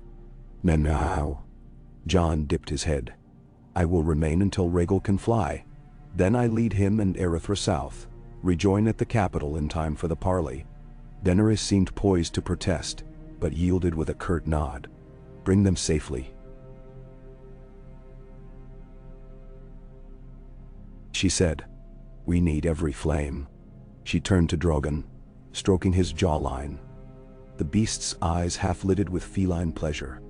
Guard our fleet, my child. Burn only the iron serpents. Drogon huffed sulfuric steam. Neraxis mimicked with a chirrup that crackled sparks. The fleet, such as it was, consisted of Davos refurbished Black Betha, 3 captured slaver Dromans rechristened Queensguard, a longship crewed by wildlings who had never before seen the sea, and 2 Marish carracks bearing the red sun and spear of Dornish reinforcement. Above them, 2 dragons would sweep, a deterrent no cell sail dared meet yet. Bells clanged, ropes snapped, sails unfurled crisp in the wind. Jon watched from the eastern parapet as masts dwindled beyond crashing surf. Drogon and Neraxis launched overhead, black wings and ruby wing beats shadowing their charges, until clouds swallowed them. Eastwatch emptied to a hollow hush. Jon's company now included Harmune and a meager skeleton of Watch brothers, plus Tormund, Beric, the archers Sara and Alcera, and 2 red priests whispering flame. Rhaegal slumbered drugged. Erythra prowled, restive. Snow fell again by afternoon. Fine, glittering dust that tarred the sky with iron gloom. Jon took this lull to train. On the western courtyard, he sparred Beric in silence, broken only by the hiss of Longclaw against flaming sword. The priest's blade lit the snowdrift shadows orange. Jon's parries cast sparks into his hair. Between lunges, Jon felt the weight of his body differently now. Heavier, as though each muscle carried shards of dragonbone memory, the ache of aerial combat. Beric sensed it too and pulled back. You fight like a man waking from nightmare yet reluctant to leave it, he remarked. Nightmares are easier than dawn, Jon said, wiping sweat turned to ice on his brow. In dreams, I know my enemy. Wakefulness multiplies them. Betty. Light defeats shadow, Beric replied, resting sword on shoulder. If the Lord of Light wills it. Jon sheathed Longclaw. I'll accept any god's help, but I trust the living hand more. The next morning Rhaegal's breathing strengthened. Harmune removed bandages to reveal flesh knitting with unnatural speed. Dragon magic, or perhaps the maester's brew of willow bark and powdered obsidian. By dusk, Rhaegal stretched wings across the bailey. Snow billowed from their tips in glittering clouds. Harmune declared him fit to fly moderate distance. Jon's chest tightened with relief.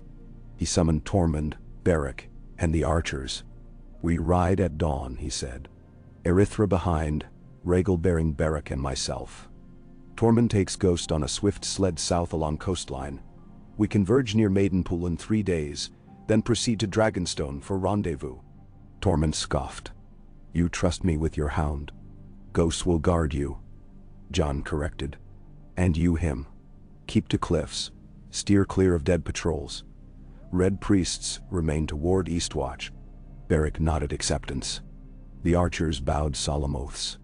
All night they prepared, forging new saddle straps for Rhaegal, patching tears in Erythra's flight membrane with seared leather. packing dried venison, salted cod, skins of mulled wine laced with juniper to fend frost. Jon wrote a final note to Sansa. Dragons mended, flying south. Hold Winterfell. Trust the fire. He sealed it with stark direwolf and apple green wax, flecked by a dragon scale, token of hope, and sent the raven winging west into Stormcloud. Before dawn, as stars paled behind gauzy cloud, Jon stood on the watchtower alone. He felt the wall at his back. Silent colossus, ghostly in gloom. He laid a hand on rough ice and pressed brow to its surface. Cold seared his skull, yet it reminded him he was alive. In the distance he thought he heard horns, perhaps imagination, perhaps white scaling far-flung stretches. Either way, time was gone. Rhaegal descended to the courtyard, talons rattling stone. Beric climbed first, seating himself behind ridge of spines. Jon followed, reins threaded through gloved fingers. Ghost padded up to nudge his knee once, farewell. Jon whispered, guard the realm, old friend. But Ghost's eyes said you guard it. Jon signaled Erythra to follow. She flapped, running across yard, 1, 2, 3 strides, then vaulted into air, green wings beating slow thunder. Snow cloud parted beneath the force. With a wind-cleaving roar, Rhaegal launched. Air throbbed around them. Eastwatch shrank below. Great gate yawning, towers spitting smoke, Tormund waving from sled harnessed to shaggy fjordic dogs. Then horizon swallowed it all. They rode along the shivering sea first, air crisp, salty tang mixing with scent of dragon musk. Sunrise bled pink across snowfields. Far below, orcas hunted among cracked floes. Gulls wheeled, shrieking. Erythra traced Rhaegal's shadow like a younger sibling, sometimes darting ahead, sometimes looping behind, delighted by freedom. Mid-morning they spotted a column of undead plodding south along shore. Whites wearing remnants of Night's Watch plate, free folk pelts, iron-born mail.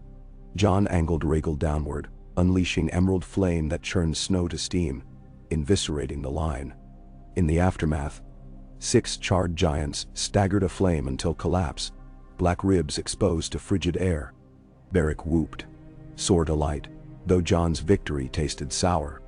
There would be countless more. They made camp inside the hollow of a beached galley half buried in sand. Rhaegal curled windward. Erythra curled lee. Beric gathered driftwood. Jon kindled it with steel and flint. They shared saltfish while dragons feasted on char crab, stunned by the earlier blaze. Ghost appeared near dusk, howling into wind.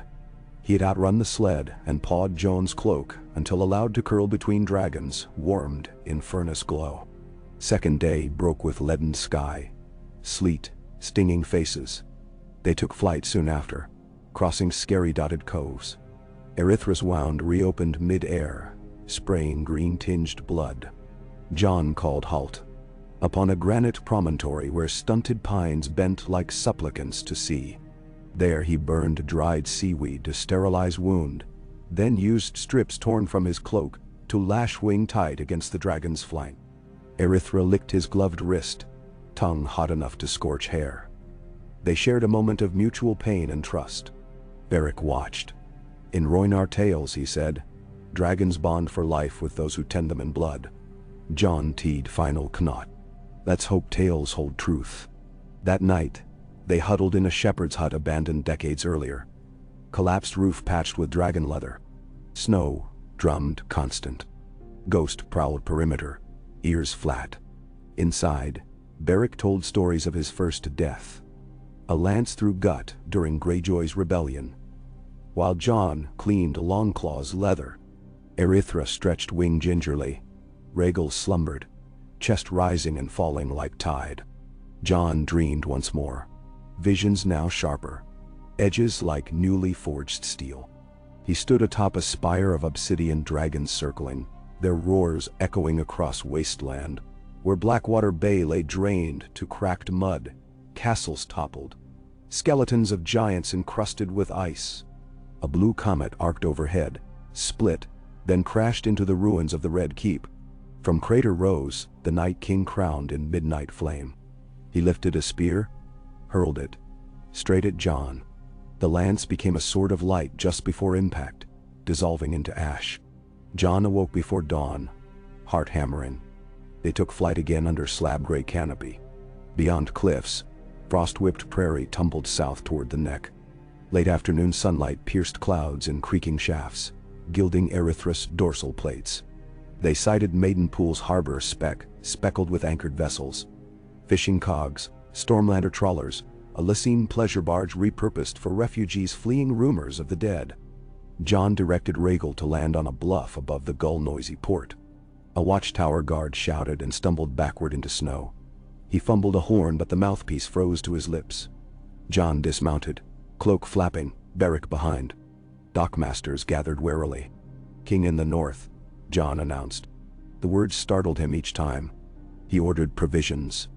Fresh oats for dragons, barrels of mead for the ride south, cloth for wing splints, dried turnips for the direwolf. Townsfolk obeyed less from oath and awe. Some crossed themselves to the seven. Others muttered old gods' prayers. A boy approached with a wooden toy dragon, offered at arm's length. Jon knelt, accepted it, and gifted the lad one of Erythra's shed scales in return. The boy's eyes widened. Legends were real. Ghost caught scent of blood and trotted to the quays where crates of smoked herring waited for export. One crate shattered under wolf teeth, scattering fish across boards. Jon paid double price for damages. By nightfall, Tormund's sled arrived, dogs panting. They had outraced white patrols, though Tormund boasted of chopping 3 dead bastards into bait. Together, they drank tankards around a hearth inside a dilapidated inn. The innkeeper's wife wept quietly for her brother lost near the twins. Jon pressed silver into her hand and promised new days. Whether he believed it, he could not say. At dawn they launched again, this time southwest toward Dragonstone. Erythra's wing held. Rhaegal flew strong though scarred. They crossed the Blackwater Rush by noon, skirting King's Landing's western wall to avoid alarm. Smoke still rose from chimneys. No scorpions fired. Perhaps word of the approaching summit cooled itchy fingers. Dragonstone's volcanic crown greeted them in late afternoon. From sky they saw Daenerys' banner snapping triumph over Sea Gate.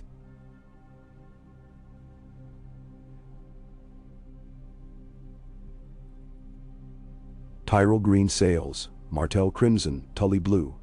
On the plateau, Drogon and Nyraxis reposed side by side, scales sharing sun Daitau.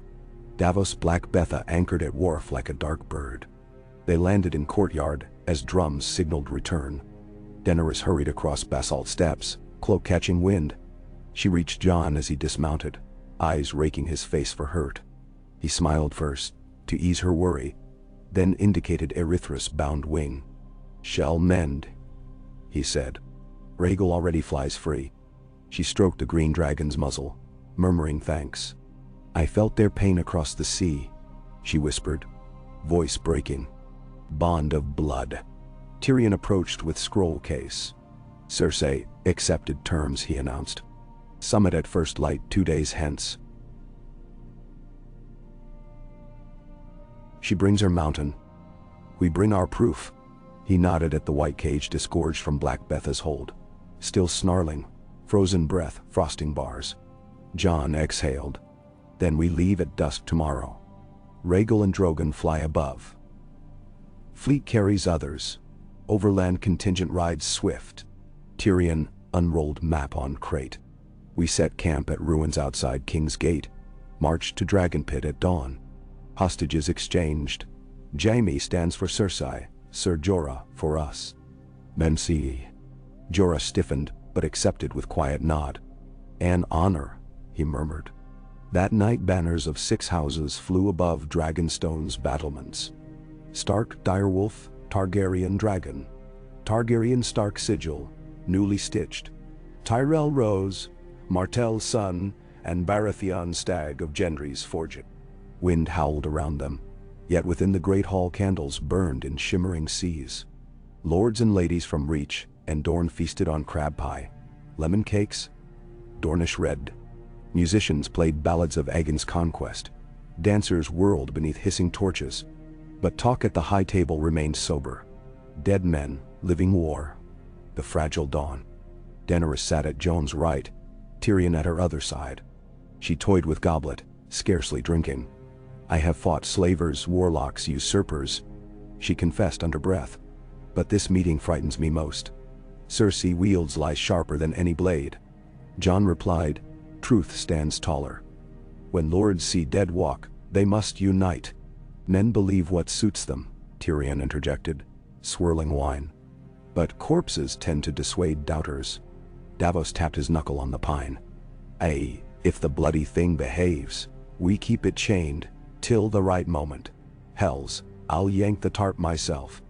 Gendry spoke from lower bench. And if Cersei kills all in that pit? Mountains axe, wildfire caches. Then dragons melt the city, growled Grey Worm. Silence fell heavy as winter dusk. Daenerys' eyes flashed, but Jon laid hand over hers. Last resort, he said. Too many innocents. We show the dead, promise truce, draw lines. If Cersei crosses, her own lords will see madness. Then chants. Beric raised flask in toast. Then to dawn. They drank. After feast, Jon walked ramparts alone. Sea below glowed black opal under moonlight. He spoke to the chill air. Father, guide me. Mother, led me. Old gods, new, whatever listens. On wind he thought he heard faint wings. Maybe Naraxis practicing dives. Maybe memory of Erythra's cry in storm. Behind him Daenerys appeared, cloak billowing silver. She stood beside him without word. Together, they watched moon touch waves. I fear tomorrow, she admitted at last. I have lost too much to lose again. Jon replied, fear reminds us what we stand to protect. He turned. You taught me that when you came north for me. Their faces inches apart. Night sea murmur below. She lifted hand, brushed hair from his brow. I saw you fall and thought the world turned to ash. I will not fall tomorrow, he said, voice gravel. Nor the day after. Not while I have you beside me.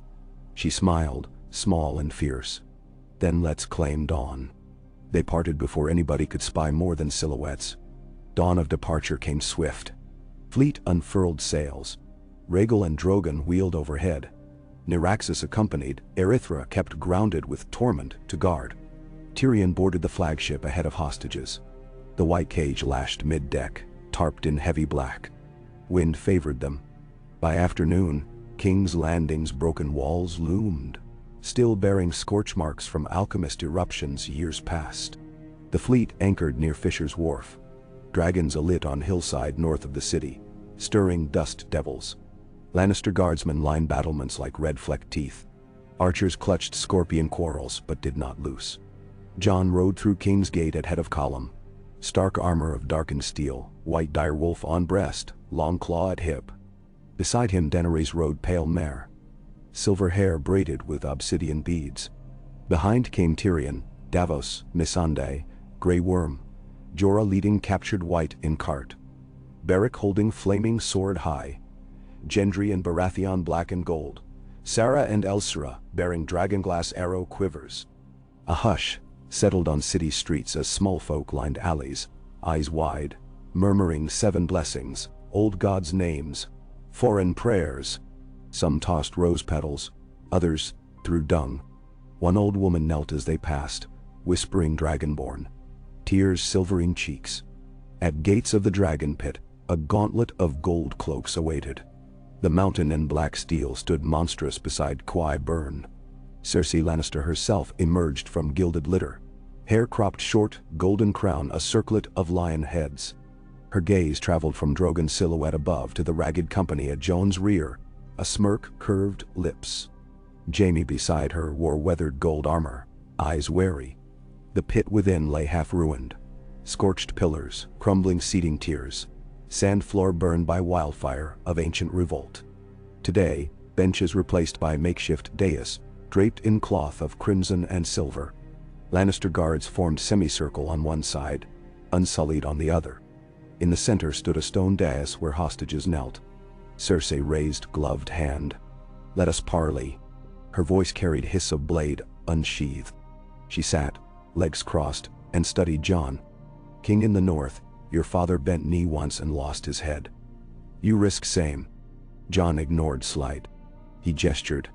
Davos yanked tarp. Cage clanged forward. Beric pried latch. Jon stepped back. The white burst forth. Jaws snapping. Fingers hooked bone. Gasps echoed. Cersei's facade cracked. Lannister guard staggered. The white lunged toward her, but leash jerked taut. Jon sliced leash with dagger. The corpse stumbled blindly, arms outstretched. Sand hissed beneath its bare feet. Qyburn stepped closer, fascination gleaming. Jaime drew sword, stepping before Cersei. The mountain raised great sword. 10 heartbeats, everyone stood frozen. Then Jon shouted, "Hold!" Beric thrust flaming sword through the corpse's belly. Nothing. Grey worm hurled spear of dragon glass. When it pierced chest, the white screamed, convulsed, crumpled. Silence. Jon strode forward, removed spear, and the corpse twitched anew. He tossed dragonglass dagger to Qyburn Dottie. "See the truth," Jon said. The maester stabbed the white. It collapsed again, glazed eyes flickering. Flames from Beric's sword-licked corpse.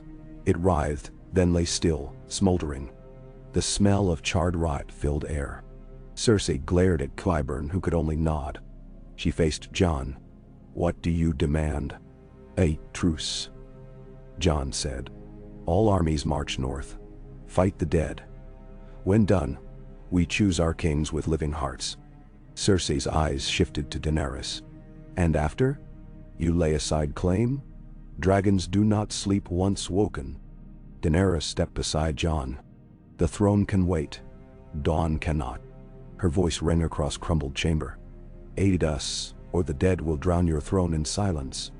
A hush longer than winter's night. Cersei's gaze flickered to the mountain, to Jaime, to Euron Greyjoy leaning against ruined arch with grin sharp. She inhaled. "I will grant armistice," she said. "My forces ride north." Murmurs tinged with disbelief rippled behind her. "But I keep my crown," she added coldly. "We seek no crown today," Jon replied. "Only life." Cersei rose. "Then we have accord." She extended hand to Jon. He hesitated, glancing at Daenerys. She nodded. Jon clasped Cersei's hand, limp, cold. A pact, sealed. Yet Tyrion's face shadowed doubt. He studied his sister's posture, saw tension coil like serpent. Cersei's smile did not touch eyes. Something wrong. Outside, horns blared on city wall. A runner raced inside, gasping. "Ships, black sails, pulling to harbor under lion banner," he stammered. "But all floating men, sellswards by the thousand." Cersei's grin widened. "The Golden Company," she purred. "Loyal to the crown." Tyrion stepped forward. "You gave your word." "I did," Cersei said. "My word was to ride north. I've merely gathered allies for that march." Her gaze lingered on Daenerys' dragons circling above. "You think 6 beasts unstoppable? We shall see." Jaime's jaw slackened.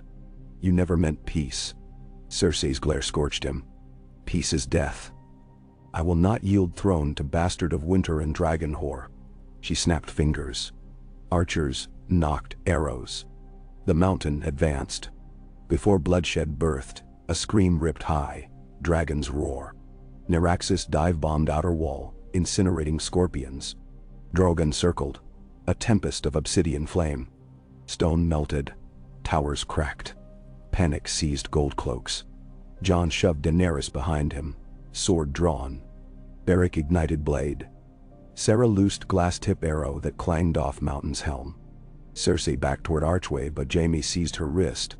"Enough," he hissed. "End this. Release me," she spat. "Or you stand among traitors." Smoldering rage twisted Jaime's face. He released her, but stepped between Mountain and Daenerys. Mountain hesitated. Qyburn shouted orders lost in roar. Outside pit, gold cloaks fled as Drogon landed upon amphitheater's rim. Earth quaking. His maw opened. Flames spiraled downward. Jon shouted, "Hold!" raising palm. Fire ceased, licking stone feet from Lannister line. Heat blasted dust. Cersei staggered. Daenerys mounted rubble dais, eyes blazing. "Stand down," she commanded. "Enough dead." Her voice shook walls. Cersei trembled, torn between pride and terror. Then from Southern Arch approached Euron Greyjoy, face pale. "Your Grace," he called. "White Walkers do not drown. I leave for the Iron Islands. My fleet will not perish for land wars." He turned on heel, swagger vanished, and strode away. Cersei watched ally flee. Cracks spidered across her composure. She turned to Jon, voice brittle. "I will march, but betray me, and I will burn the world." She whirled, cape snapping, and stalked from pit. The mountain lumbered in her wake. Tension ebbed. Archers lowered bows. Jaime lingered, gaze meeting Jones. He gave curt nod, packed between warriors. Then he followed. Jon exhaled. Daenerys sagged, exhaustion washing features. Tyrion wiped brow. Davos muttered prayers. Back on hillside, dragons roared triumph. Yet Jon felt hollow. Truce forged of deceit, battle deferred, not resolved. He helped Daenerys climb Drogon's shoulder. Together they soared to fleet staging outside city. Late evening, on flagship's stern deck, they met war council. "Cersei will betray," Tyrion insisted. "She gathers Sellswords to strike once the Night King weakens us. Then we hit first," Grey Worm said. "No," Jon argued. "We march north as promised. Show realm we keep oaths. If Cersei turns, lords will abandon her." "What of Euron?" Davos asked. "Sea must be ours," Gendry said. "Ironborn loyal to Yara still fight." Daenerys stood. Hush fell. "We split forces," she decreed. "Drogon, Rhaegal, Nyraxis, and Erythra fly north with main host, protect provisions, torch dead. Tamerlane and Viserion remain south. Patrol seas, burn Greyjoy's ships before they rendezvous with Golden Company. Grey Worm leads unsullied north. Dothraki ride. Dornish and Reach forces guard supply lines. Tyrion and Varys coordinate lords of Crownlands and Riverlands to hold roads." She breathed. "We fight winter first. Then, we settle thrones." All bowed. Night deepened. Jon and Daenerys stood at prow, watching city lights dimming behind them. "We won a promise," Jon murmured. "But promises break like thin ice." She rested hand atop his on rail. "Then we forged thicker ice."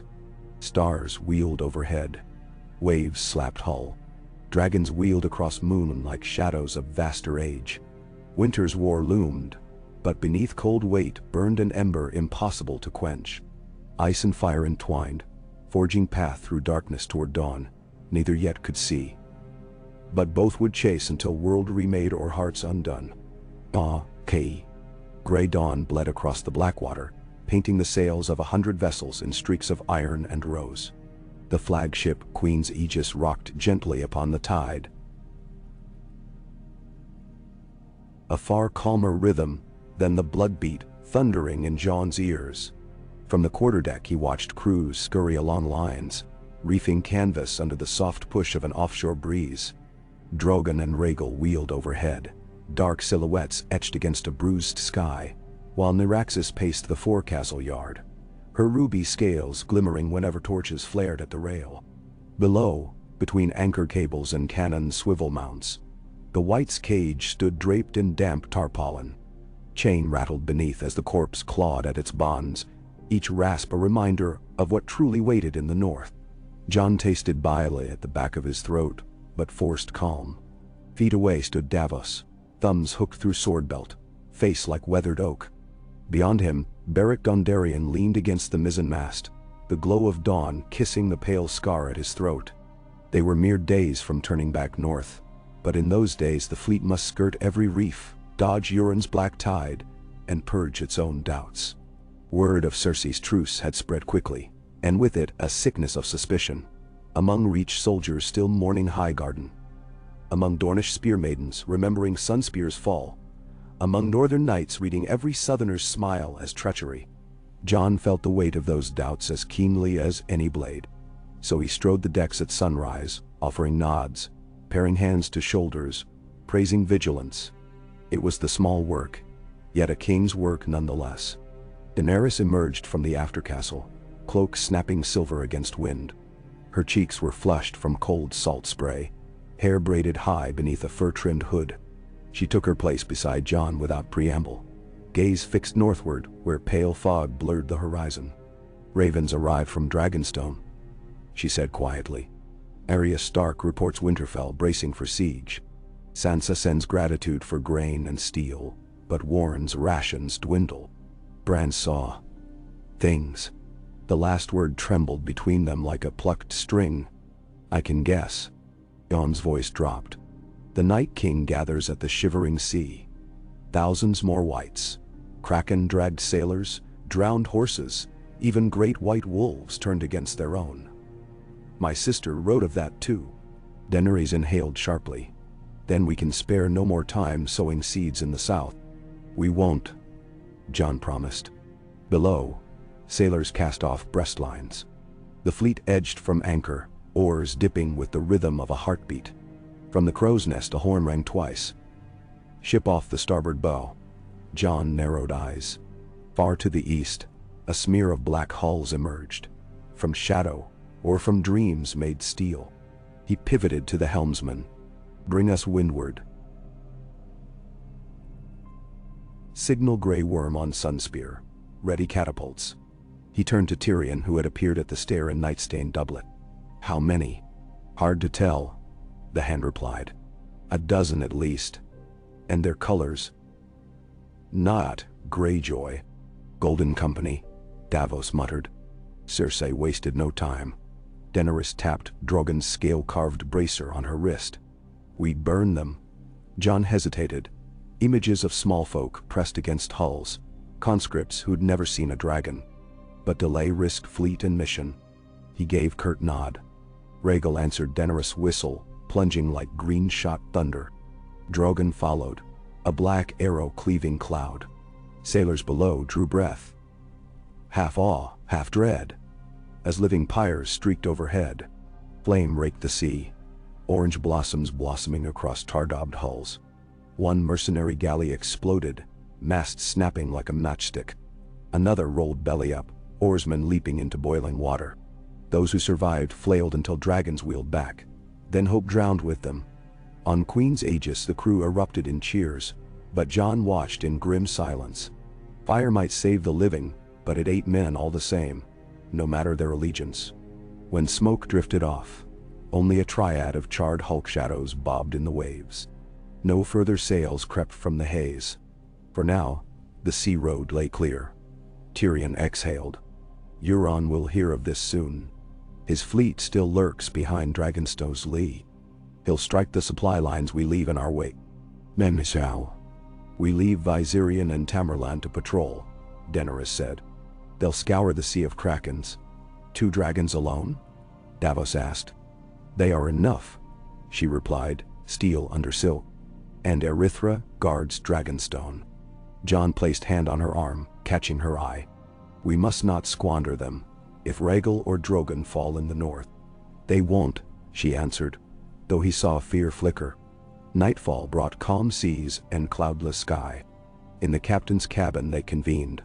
Jon, Daenerys, Tyrion, Davos, Grey Worm, Missandei, Beric, Gendry, and the Dornish general Lady Nelia. Maps unfurled across oak table, candles guttering. Tyrion tapped finger on the neck. "Road north to Winterfell, broken in 6 places. We march Dothraki, through Kingswood east, reach levees west along coastal track. Unsullied hold center, bridge engineers rebuild where needed. We cannot outrun winter," Jon noted. "The dead cross fields faster than wagons." Lady Nalia traced alternative. "River barges may ferry grain up White Knife. Mander still flows free. Bendamti. Until ice sets," Davos muttered. "Then we trust dragons to carry what ships cannot," Daenerys said. Nisande unrolled Raven note. Sealed in black wax. Lord Glover begs immediate reinforcement of Deepwood Motte. White's tested palisade 2 nights running. Every holdfast will cry the same, Jon said. We must strike heart, not limbs. Beric cleared his throat, ruby and patchy breastplate glinting. Blow out the Night King and army falls. He gestured at map's white wastes. Yet, track him first. Bran Stark sees beyond walls, but visions are riddles. We need bait, Gendry offered. Draw him where dragons wait.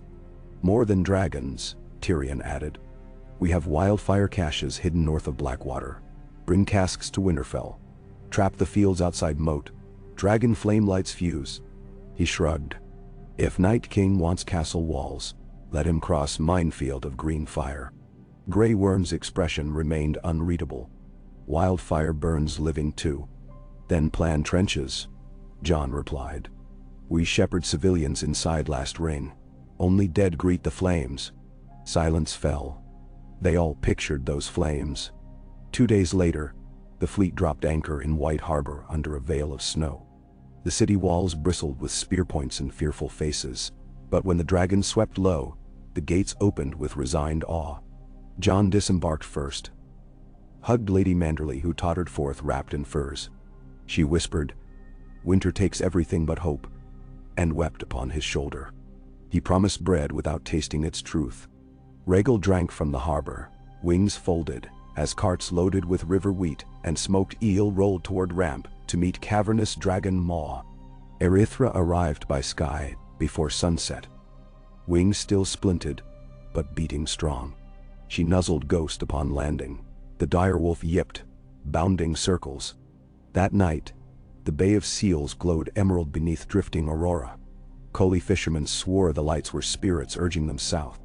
Jon stood on seawall, staring north where dark clouds ranked like unseen battlements. Daenerys joined, laying silence between them until wave hush drowned restless thoughts. "I used to dream of the north as frozen purgatory," she murmured. "But it smells of salt and pine and promise. Promise of death, perhaps," Jon said. "Yet a promise all the same." Her hand slipped into his. "When dawn breaks, we ride." She nodded to distant fields where host mustered. Rank upon rank of northern levies mingled with Dornish pikes, Manderly shields, even Vale knights whose falcon banners snapped in gale. Above them torchlight danced, reflected in ice crust upon pennants. Morning rose pale and bruised. The host set forth like a river of iron and frost. Jon rode at vanguard astride a great white destrier, Sansa's gift, Nyraxis soaring overhead. Beside him Daenerys rode silver mare. Behind, Dothraki screamed war chants, scythes flashing. Tyrion and Davos shared a sturdy wagon turned command carriage, parchment maps fluttering at each bump. For 5 days they marched. Skies wept sleet. Winds knifed through mail. Yet spirits held. Dragons above lent courage. None had words for. Small folk lined villages, offering root vegetables and tallow candles. Children gawked at copper flash of Tamerlane as he skimmed rooftops. Jon stopped often, speaking plain hopes. "Hold fast. Winterfell still stands." He saw hunger in their eyes. Hunger for bread, for peace, for miracle. On 6th day, scouts galloped from the columns 4. Dead sighted. Long barrow fields, they reported. Numbers, countless. Jon and Daenerys flew ahead upon Drogon and Rhaegal. What they saw froze blood. From horizon to horizon stretched a sea of white and gray. Whites trudging, giants lumbering, skeletal mammoths with tusks rimed. Above them whirled ice wyverns, beating wings torn and transparent as frost glass. At the center rode the Night King upon pale steed, spear of crystal lightning in hand. He had marched south of the wall in silence, circumventing the ruin of Eastwatch by crossing at Frozen Bay. Just as Jon had feared. Now his legions swallowed land faster than men could flee. Daenerys drew sharp breath. "We'll lure them." John indicated ridge of broken hills between Army and Winterfell. We dig trenches there. Wildfire kegs buried beneath snow. Dragons ignite once dead fill valley. If they break lines, we fall back to Winterfell. Hold inner walls. They returned to column. Orders flew. Engineers with black barrels of volatile green. Unsullied spade teams. Dothraki outriders to herd stragglers.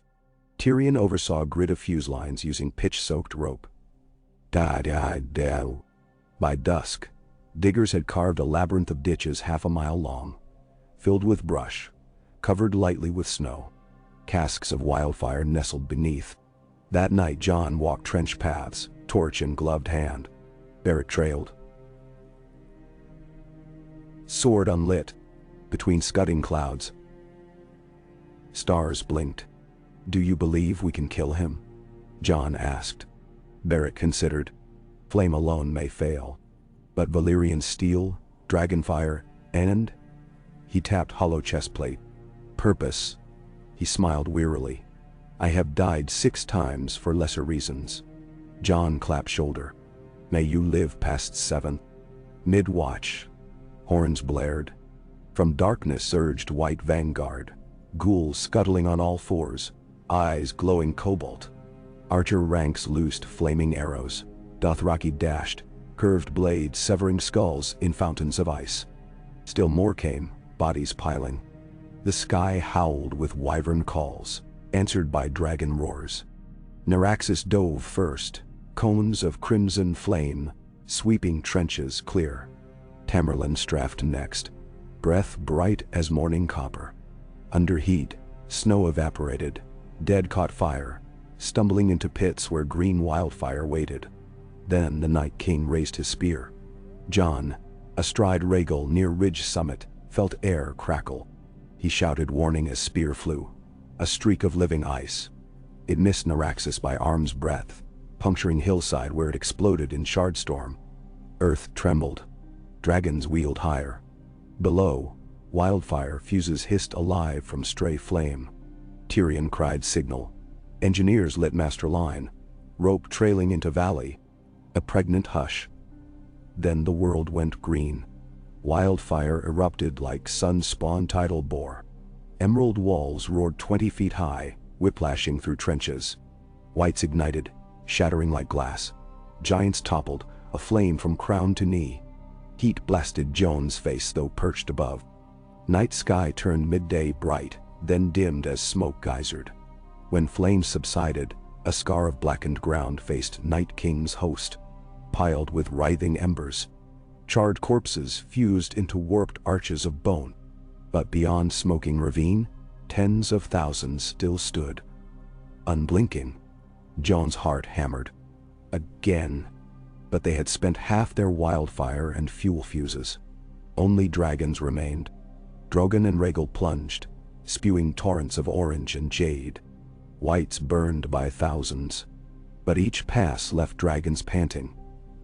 Frost clung to scale edges, some necromantic chill dulling their heat.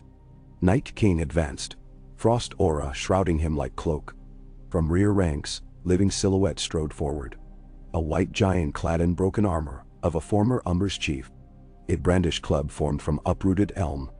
It crossed scorched ravine by stepping on corpses. Behind, ice spiders big as destriers scuttled, weaving webs of hoarfrost along ground that smothered flames. Jon realized valley defense had slowed army but not stopped. "Fall back," he shouted, horn echoing. Drums sounded. Infantry pivoted, retreating toward Wintertown. Dragons covered sky with swoops of fire and tail lash. Shepherding living ahead. The retreat turned chaotic. White wolves darted through ranks, tearing horses. Ice wyverns plummeted, grappling Dothraki riders into air, dropping them screaming. Jon saw Gendry topple, but rise swinging hammer. Brains spattering frost. Sarah and Elsura loosed arrows, felling wyvern that crashed in tangle of shattered bone and ice. As lines reached Winterfell's outer trenches, Sansa sounded horns from ramparts. Gate teams drew heavy oaken doors. Scorpions took aim. Bran watched from tower balcony, eyes pale glare beyond present world. Civilians poured behind inner palisade. Catapults lobbed clay pots of oil. Archers lined parapets too deep. Beneath walls, new trenches of pitch awaited spark. Night King halted host a furlong out. Unseen mouth curling. He gestured. Clouds churned, blotting stars. Snow hammered. Horizontal. In that storm, the trench lines iced over, pitch freezing solid. Jon felt dread. They would not ignite. Then came the siege. Whites swarmed moat, bodies bricking gaps until pile formed ramp of flesh. Giants hurled massive stones breaching abatis. Spiders flung nets of silk so cold they cracked wood of gate. Catapults launched flaming shot, but gusts snuffed flame mid-arc. Dragons dove nonetheless. Drogon's fire dried snow mid-air, but by the time it struck ranks of dead, it guttered to weak sputter. Rhaegal's breath burned patch, but chill quickly frosted edges. Jon realized. The storm fed by Night King siphoned heat, starving dragonfire. He forced Rhaegal lower, slashing with Valyrian spear forged from Shireen's old statue spearhead. Each thrust decapitated whites, releasing bright blue sparks. Yet the sea rose. Grey Worm rallied unsullied inside gate. Shield wall braced. Dothraki circled outer bailey, flanking breakthroughs. Davos directed supply wagons to keep distance. Tyrion and Missandei stood upon battlement, hurling oil lanterns. Near midnight, horns to west. Euron's black tide had crept up White Knife unseen, launching flotilla up tributary to Gate's secret wharf. Ironborn poured out, axes raised, gibbering psalms. Gendry led stormlords to counter, but numbers pressed. Inside Great Hall, Sansa prepared final refuge, crypts beneath castle. Old Nan's tales came furious, crypts where dead kings lay. But living children had no safer place. Arya escorted groups through narrow steps, blade needle on hip. On rampart, Bran's eyes rolled white. Ravens swarmed sky, forming cyclone around broken tower. Through their eyes he guided dragons, striking convergent wyverns, shielding supply wagons. Yet his body remained frail. Night King approached gate on foot now. Spear raised. Jon met him astride Rhaegal on curtain walkway. Their eyes locked. Ice abyss versus smolder of snow-forged steel. Night King hurled spear again. Jon spurred Rhaegal upward, but spear clipped parapet, shattering stone into lethal shards. One shard sliced Beric's side. He fell from wall, landing atop white throng. He rose aflame, sword igniting, carving ring until whites dogpiled. Jon saw him disappear beneath avalanche. Seventh death, perhaps final. Fury ignited. Jon dove Rhaegal, aiming claws at Night King. But Steed of Ice reared, leapt aside. Spear formed anew in frost hand. Jon fired crossbow quarrel of dragonglass. Missed. Night King advanced, raising spear at Rhaegal's throat. Then, from eastern sky, cry of Erythra. She streaked into storm, wings free of splint, green flame bright. She slammed Night King with burst so hot even storm air hissed. For instant, Frostcloak parted. Jon hurled, remaining spear of Valyrian steel. It struck chest, piercing plate-mail of ice. Crack rippled across Night King's torso. He staggered, expression unreadable. But spear tip snapped, fragment lodged. Crack sealed. Spear extruded outward, falling harmless. Hope collapsed. Night King lifted hand. Blizzard intensified. Rhaegal faltered, wings icing. Jon urged breath, but speed bled. Erythra's flame flickered, then extinguished as stream of icy wind smothered. Night King raised both arms. Corpses across field, jerked upright. Wildfire charred, arrow-ridden. They rose anew. Even fallen, unsullied wavered. Inside crypts dead kings stirred. Stone lids grated. Arya and Sansa heard moans echo. Children screamed. But in God's wood, Bran's eyes opened. He whispered, ancient tongue, weaving memories of children.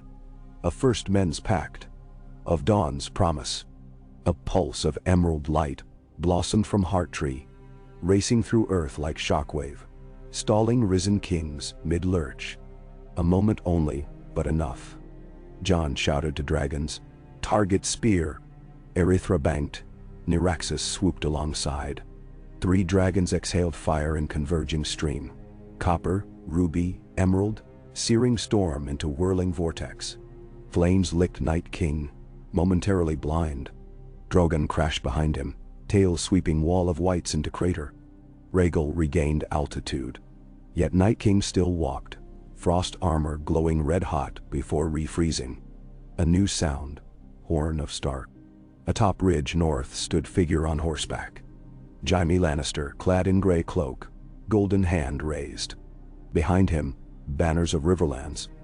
Vale, even cracks of loyal portions of Golden Company. Men had turned with speech of honor. They had marched days behind Dead, circumventing. Now they charged Dead's rear flank. Knights of Vale lances shattered undead lines. Warhammer of House Tully rang. Giants of Dead turned, but dragons raked them.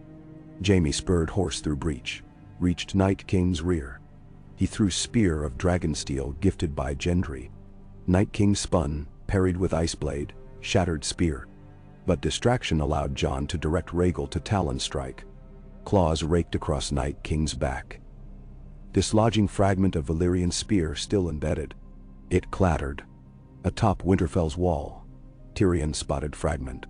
He seized crossbow, loaded bolt, tipped with shard. He aimed. Heart thunder. Bolt flew, arsed through night, embedding in Night King's shoulder near heart. The crack reopened, spidering wider. Yet still not enough. Bran's voice boomed unnatural through ravens overhead. "The heart tree, Jon? Bind ice with fire. Take him to the tree." Jon understood. He guided Rhaegal to snatch Night King in talons. Ice shards shredded dragon's feet, but grip held. Rhaegal rose, dragging Night King skybound. Night King stabbed claws, spewing frost. Still Rhaegal climbed. Drogon, Erythra, Niraxis aligned around, forming burning vortex that funneled storm upward, carrying Night King captive toward Godswood. There, beneath Weirwood's red canopy, Bran waited, eyes blazing green. Rhaegal released Night King above tree. He fell like star, crashing into roots. Bran spoke final verse of tongue forgotten. Weirwood's sap bled bright gold, enveloping Night King. He rose, slashing spear, yet vines of molten sap coiled, binding limbs. Dragons hovered, exhaling threefold flame down funnel core, meeting sap's fire. Ice screamed. Sound of frozen mountains shattering in spring. Night King exploded in whirl of diamond dust. Shockwave rippled across battlefield. Whites froze mid-motion, then cracked, crumbled to ash. Giants toppled like petrified bark, struck by hammer. Wyverns in sky disintegrated to snowflakes. Storm cleared. Moon shone. Silence. Wind carried soot of the long night away. Survivors staggered. Tyrion sank to knees. Davos wept openly. On ridge, Vale Knights raised swords, cheers ragged. Inside crypts, Sansa guided children out. Stone Kings lay silent again. Jon slid from Rhaegal's neck, falling upon blood-slick grass near God's wood. Bran looked up, tears mixing with sap on cheeks. "It is done," he whispered. Daenerys landed Drogon beside, running to Jon. He embraced her, exhaustion and joy. Choking voice. Dragons roared, not in fury but triumph. Their silhouettes against moon like constellations newly birthed. Yet war's echo lingered. Fires burned Wintertown. Walls cracked. Thousands lay dead. But dawn's promise glimmered. In days that followed, they buried fallen. Stark and Lannister, Northmen and Dothraki, unsullied and free folk, together in field of heroes. Wildflowers would one day grow. Cersei's treachery unraveled when ravens carried news of Night King's fall and Jaime's defection. Lords of Stormlands and Crownlands turned. Golden Company mutinied. Inside Red Keep, Cersei watched allies melt away. When dragons appeared upon capital sky again, this time 5 strong, she found Iron Will alone no match. Tyrion confronted her in throne room, Jaime at his side. She raised wildfire bottle, but love stayed her hand. She surrendered crown, to be judged by Lords Moot.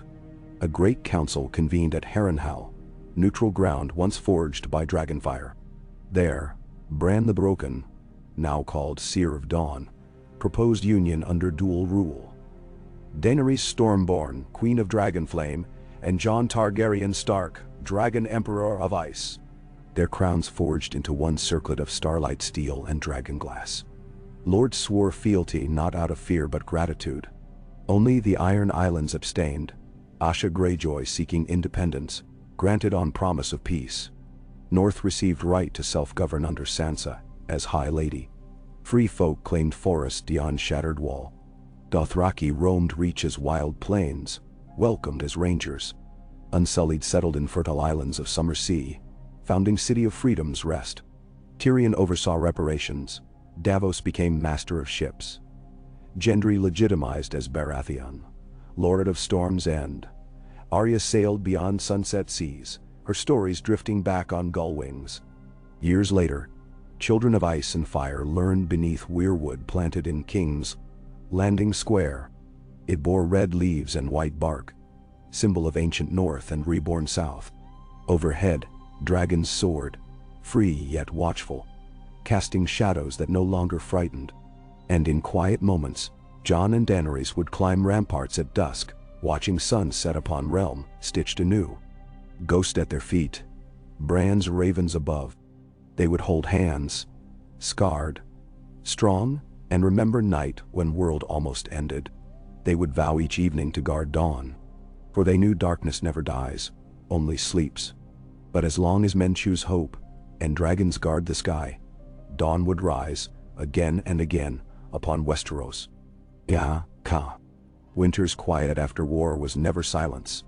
It was a different kind of noise, one woven from hammers on split timbers, the distant cries of ravens scouting empty fields, the murmur of prayers whispered by mourners who had no priests left to speak for them. Near the charred scar that had once been the Night King's encampment, men labored day and night, breaking blackened bones with iron picks, shoveling ash into carts destined for the sea. Some corpses had melted into slag beneath dragonfire, fusing stone and sinew so completely that no tool could pry them loose. Those, the workers encircled in stone rings, a warning and memorial alike, over which Bran later ordered saplings planted, believing life should spring wherever death had tried to root forever. Inside Winterfell's courtyard, the dragons slept in concentric arcs around the heart of the keep, like living walls in place of the burn-scarred ramparts. Their breath rose in slow pillars of steam, drifting across new-laid slate roofs. Sunlight struck Naraxus's ribs and refracted crimson into snow, casting sanguine splashes that reminded survivors of blood spilled, but also of hearths rekindled. Villagers brought offerings: salt fish, smoked turnip bulbs, bushels of withered apples. The dragons accepted little of it, preferring whole oxen or flocking wild elk north of the ruined wall. But the ritual gave the North reason to believe the beasts were fed by the kingdom itself, and thus by some half-remembered law of guest right, bound in kinship. Jon woke each morning in the solar once used by his father. No banners yet hung from the rafters. He could not decide whose crest belonged beside the direwolf. The crowned dragon, the stag wolf of ancient pact, or the broken wheel Bran had sketched one late night to represent peoples freed from endless cycles. Gray light seeped through frost-rimmed panes, and within that hush ghost trotted at the foot of the great bed, and whined an invitation to rise. He walked the battlements at dawn, cloak snapping in cold wind that smelled of pine tar smoke, hammered steel horse sweat, and faint sulfur drifting from Erythra's resting place in the Godswood. He paused at every post to share a word with the garrison, a jest for the Dothraki outriders still unaccustomed to ice, a promise of new boots to the Night's Watch ranger, whose toes blackened during the siege, a murmur of thanks to Unsullied who bowed without question. The routine grounded him. Each greeting anchored him to the living, even as memories pulled him daily toward the fields where Beric's burning sword had flickered out for the last time. After inspection, he met Daenerys in the war room, above the great hall, where morning frost on the windows mottled maps with patches of broom. Their council had grown smaller: Tyrion, Davos, Missandei, Sansa, and Bran. Grey Worm and Lady Nalia rode circuit through the Riverlands to quell pockets of Sellswords, still loyal to coin alone. Gendry remained near Storm's End, forging new plowshares from captured Ironborn mail. Jaime was gone, traveling the length of Westeros to speak his oath, and persuade stubborn lordlings that their oaths were not gone merely because the dead had dissolved. Tyrion's quill scratched across parchment.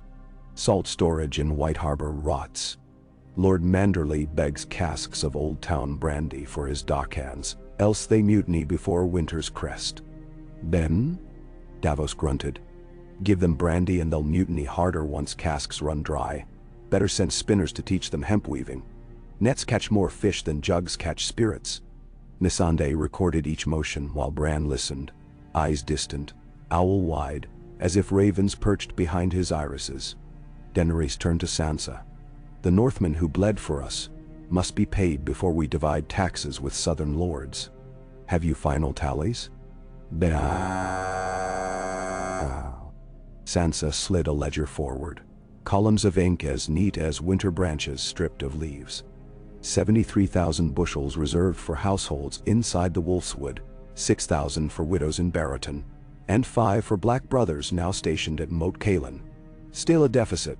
"We levy exports from Reach grain stores," Jon suggested. "But do so through barter. They take northern timber to rebuild villages razed by Lannister raids. No coin exchanged. Less temptation for new robbers." Tyrion lifted brow. "A timber for grain pact. Creative. Though I recommend tariffs to pay teamsters, or will simply move banditry to the King's Road." Davos chuckled. "King's Road's always had bandits. But if they're busy hauling planks, maybe they'll steal less." While they debated, Bran spoke abruptly, voice crackling like half-burned logs. "Ships breach the stepstones by dawn 4 days hence. Sails black as Leviathan hide.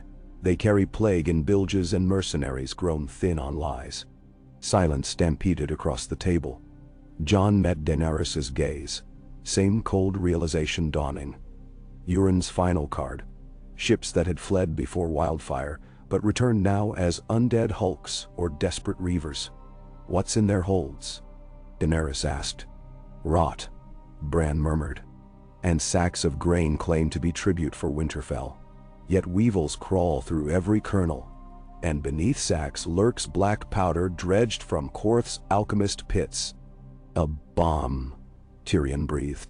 "They mean to gift us famine or fire." Davos cursed. "We need intercept before stepstones." Jon paced, fists tamped behind back. "Drogon and Rhaegal outrun galleys, but we must know if plague might carry on wind. We cannot incinerate grain near fishing shoals. Tamerlane's copper flame burns hot enough to vitrify hulls before spores escape." Daenerys studied map, finger tapping sea routes. "Send Tamerlane with Nyraxis to scorch holds, then Drogon herds survivors to rocky islets where they can do no harm." "No rescue. Mercy for sick?" Sansa asked. "Plague demands mercy for the living first," Daenerys replied. Jon looked to Bran. "Can you guide Tamerlane's flame to holds alone? Avoid rods of wildfire if hidden?" "They." Bran closed eyes. "I will steer ravens above.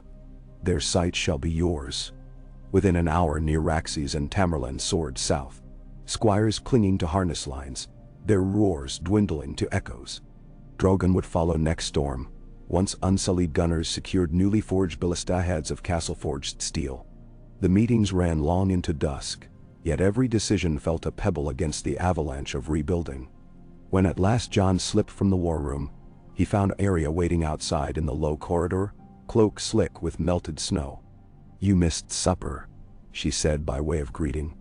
"Council runs on empty bellies," he answered. "I saved you oat bread and onion soup." He smiled wearily. "I thought you sailed west." "I did. 2 days out past Iron Isles, my crew begged turn back. Storm's teeth bigger than Manderley's library. I'd rather cross an ocean when it isn't trying to swallow me. She shrugged. So here I am. Need a shadow who can slit poisons with a glance. Always. They shared soup beside the kitchen hearth like children once more. Ghost stories flickering on tongues. Arya asked of Gendry. Jon spoke of Nalia's harrying of step bandits. Arya pretended not to glow at mention of Baratheon's letters. Later that night, in quarters Daenerys now called hers, she and Jon pored over missives by dim lantern. The room smelled of cedar chest, laundered fur, and faint dragon smoke clinging to her braids.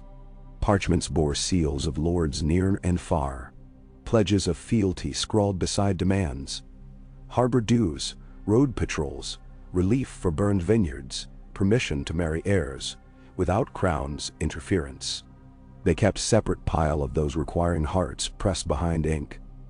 Parents begging return of children lost in battle, widows seeking remains of loved ones lost beneath wildfire plume, scribes delivering genealogies to claim debts owed since before Robert's rebellion.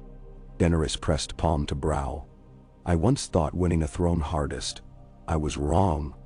Jon tucked stray curl behind her ear. Victory writes its own account ledger. The more lines, the heavier the book. She huffed a tired laugh. How does Stark keep heart from turning ledger gray? Walk snow at dawn. Talk to people before sums. And no wait, shared have. He kissed her knuckles, one by one. We wield hope, not just coin. Hope proved stubborn currency. 2 weeks later, ravens arrived from the crag. Smallpox outbreak among children driven from riverlands, need for healers. From the arbor, pirates harry wine ships, vineyards unable to pay both tithe and guard wages. From Sunspear, sandstorms bury outposts, wells clogged by poisoned bodies thrown in revenge. Tyrion tracked each crisis across a sprawling chart shaped like lattice of wounds. He called it the knife map, for every dot bled resources.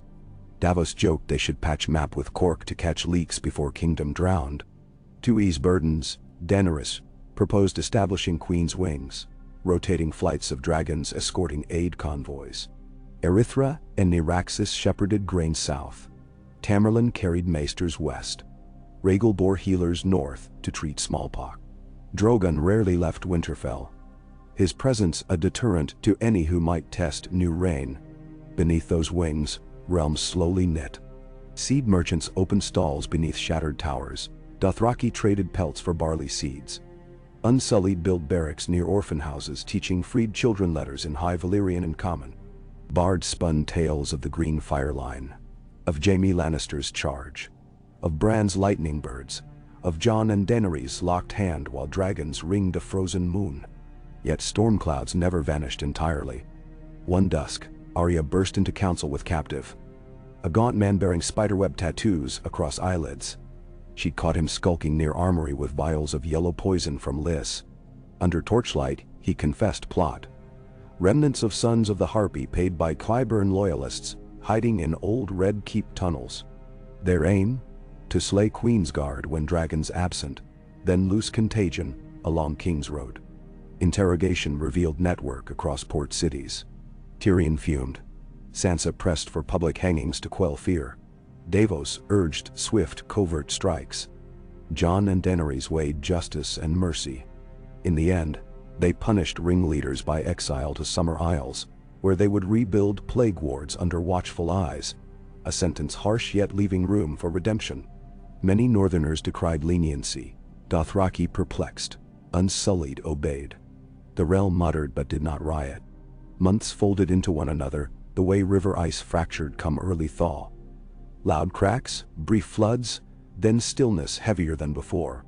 Summer sent shy tendrils through north sooner than anyone remembered. Children chased each other across courtyards, where white ash had once piled like dunes. Seeds sprouted in trenches that dragon's flame had once glassed. Jon found himself smiling at fields of gold crocus bursting through char. There were coronations too. Under broken arches of Dragon Pit, Gendry Baratheon swore oath as Storm King.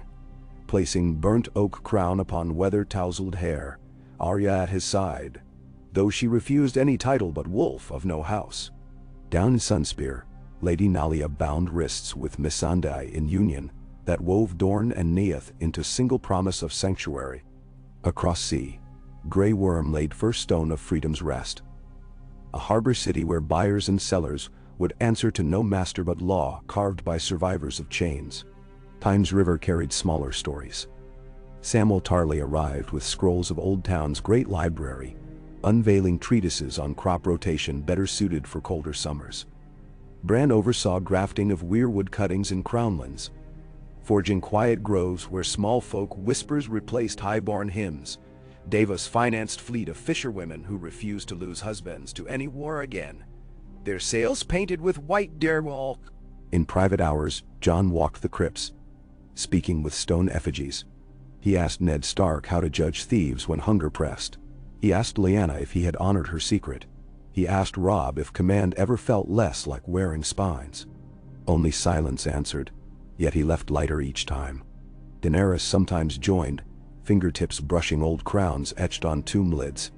She wondered aloud if dragons could one day rest here when their fire dimmed. Jon told her dragons D in sky, not crypt, but they could carve monuments among clouds, perhaps constellations renamed for each. She smiled and called him dreamer. Years peeled away, and council moved from wartime urgency to subtler rhythms. Trade caravans to Yeti resumed. Dornish water gardens filled with laughter instead of whispers of conquest. Bard colleges flourished in King's Landing, songs now celebrating unity rather than houses crushed. But the scars remained visible where they mattered. The frosted gorge outside Winterfell where Night King died stayed bare rock, nothing growing, as if ground remembered flame and ice both. Jon visited seldom, yet when he did he placed stones for Beric, for Thoros, for all nameless. One spring evening, Bran summoned Jon and Daenerys to Godswood. He stood under Hearttree wearing robe of green ringed with raven feathers, carved staff in hand. Eyes held calm like still pond glimpsing stars. "Storm returns," he said. "Not of death, but of forgetting. Kingdoms will tell stories until truth thins. They will call us myths or monsters, depending on who sees dawn and who remembers night. So we keep telling," Jon replied. Bran shook head gently. "Stories live only if written where no king can burn them. The Citadel will polish events until polished stone shows only their shape. We need records bound in breath. Songs, murals, festivals. Make dawn part of every hearth, and night will fear return." "Now so." Daenerys nodded. "Then we decreed Day of Light each new year, to honor lives lost and hope born." Bran's lips curved. "And plant myrtle on every tomb. Myrtle roots feed bees. Bees carry memory." So decree they did. Day of Light, celebrated across Westeros when first crocus pierced snow. At midnight people lit lanterns, each naming one they wished to remember. Dragons flew overhead in silent arcs, fire painting sky for but a heartbeat, reminder that light shines brightest in narrowest sliver of black. The first festival saw Jon and Daenerys walk among small folk incognito, cloaks hooded, lanterns plain dyed. They knelt by a young girl who set candle for father lost at Golden Tooth. They knelt by elderly man honoring wife who never heard dawn's birds. Each moment weighed heavier than all war councils combined, yet filled them with peace no crown had granted. After lanterns floated down Wintertown's stream, Jon led Daenerys beyond walls to ridge where they could see dragons perched in moonlight. Erythra nuzzled Nyraxis, Rhaegal preened giant wing. Drogon watched horizon. Jon slipped arm around Daenerys' waist, pulled her close as wind carried distant laughter. He spoke quietly. "When I stood on wall first time, I feared world beyond. Now world within scares me more. Not because of enemies, but dreams still fragile." She rested head on his shoulder. "Dreams survive on fragile wings." She pointed upward where stars traced faint outline of 6 dragons, constellation recharted by maesters last winter. "See? Even sky remembers fire." He kissed her. In the hush between heartbeats, he heard heartbeat of realm. A rhythm forged from thousands of smaller pulses. Blacksmith's hammer, child's giggle, dragons breathing, weirwood sap rising, seagulls cry. A tempo imperfect, yet alive. Behind them, Winterfell's towers glowed with lantern light, each flicker a soul standing guard against forgetting. Far south, Riverland's taverns echoed with toasts to Queen's wings. On stepstones, sailors pressed palms to sun-bleached deck, grateful for copper-scaled shadow overhead. In Dorne, children recited rhyme of Naraxus and Spiderkin, squealing delight at final plume of flame. Years would roll forth, bringing new storms, new heartbreaks. Revolutions of Wheel-Bran tried to slow. But for now, dawn reigned, scaffolded by ice and fire both. And so Jon Snow, once bastard, once crow, now dragon emperor, closed his eyes to breathe in that dawn, promising himself to rise each day as though world depended on him alone yet belonged to every beating heart around. He whispered oath into Daenerys' hair. Where light falters, I will raise flame. Where flame scorches, I will call rain, she answered with words in Valyrian older than kingdoms. Zaldrizes idruta sit senuhis. A dragon guards what is hers. Together, they watched lanterns drift until first blush of sunrise painted the scarring gorge in hues of peach and rose, making even death's barren stones shine soft. And horseback silhouetted at ridge's edge, Arya saluted them with sword raised against morning star, then spurred west once more, wolf chasing horizon. The world breathed. The wheel creaked slower, dawn endured,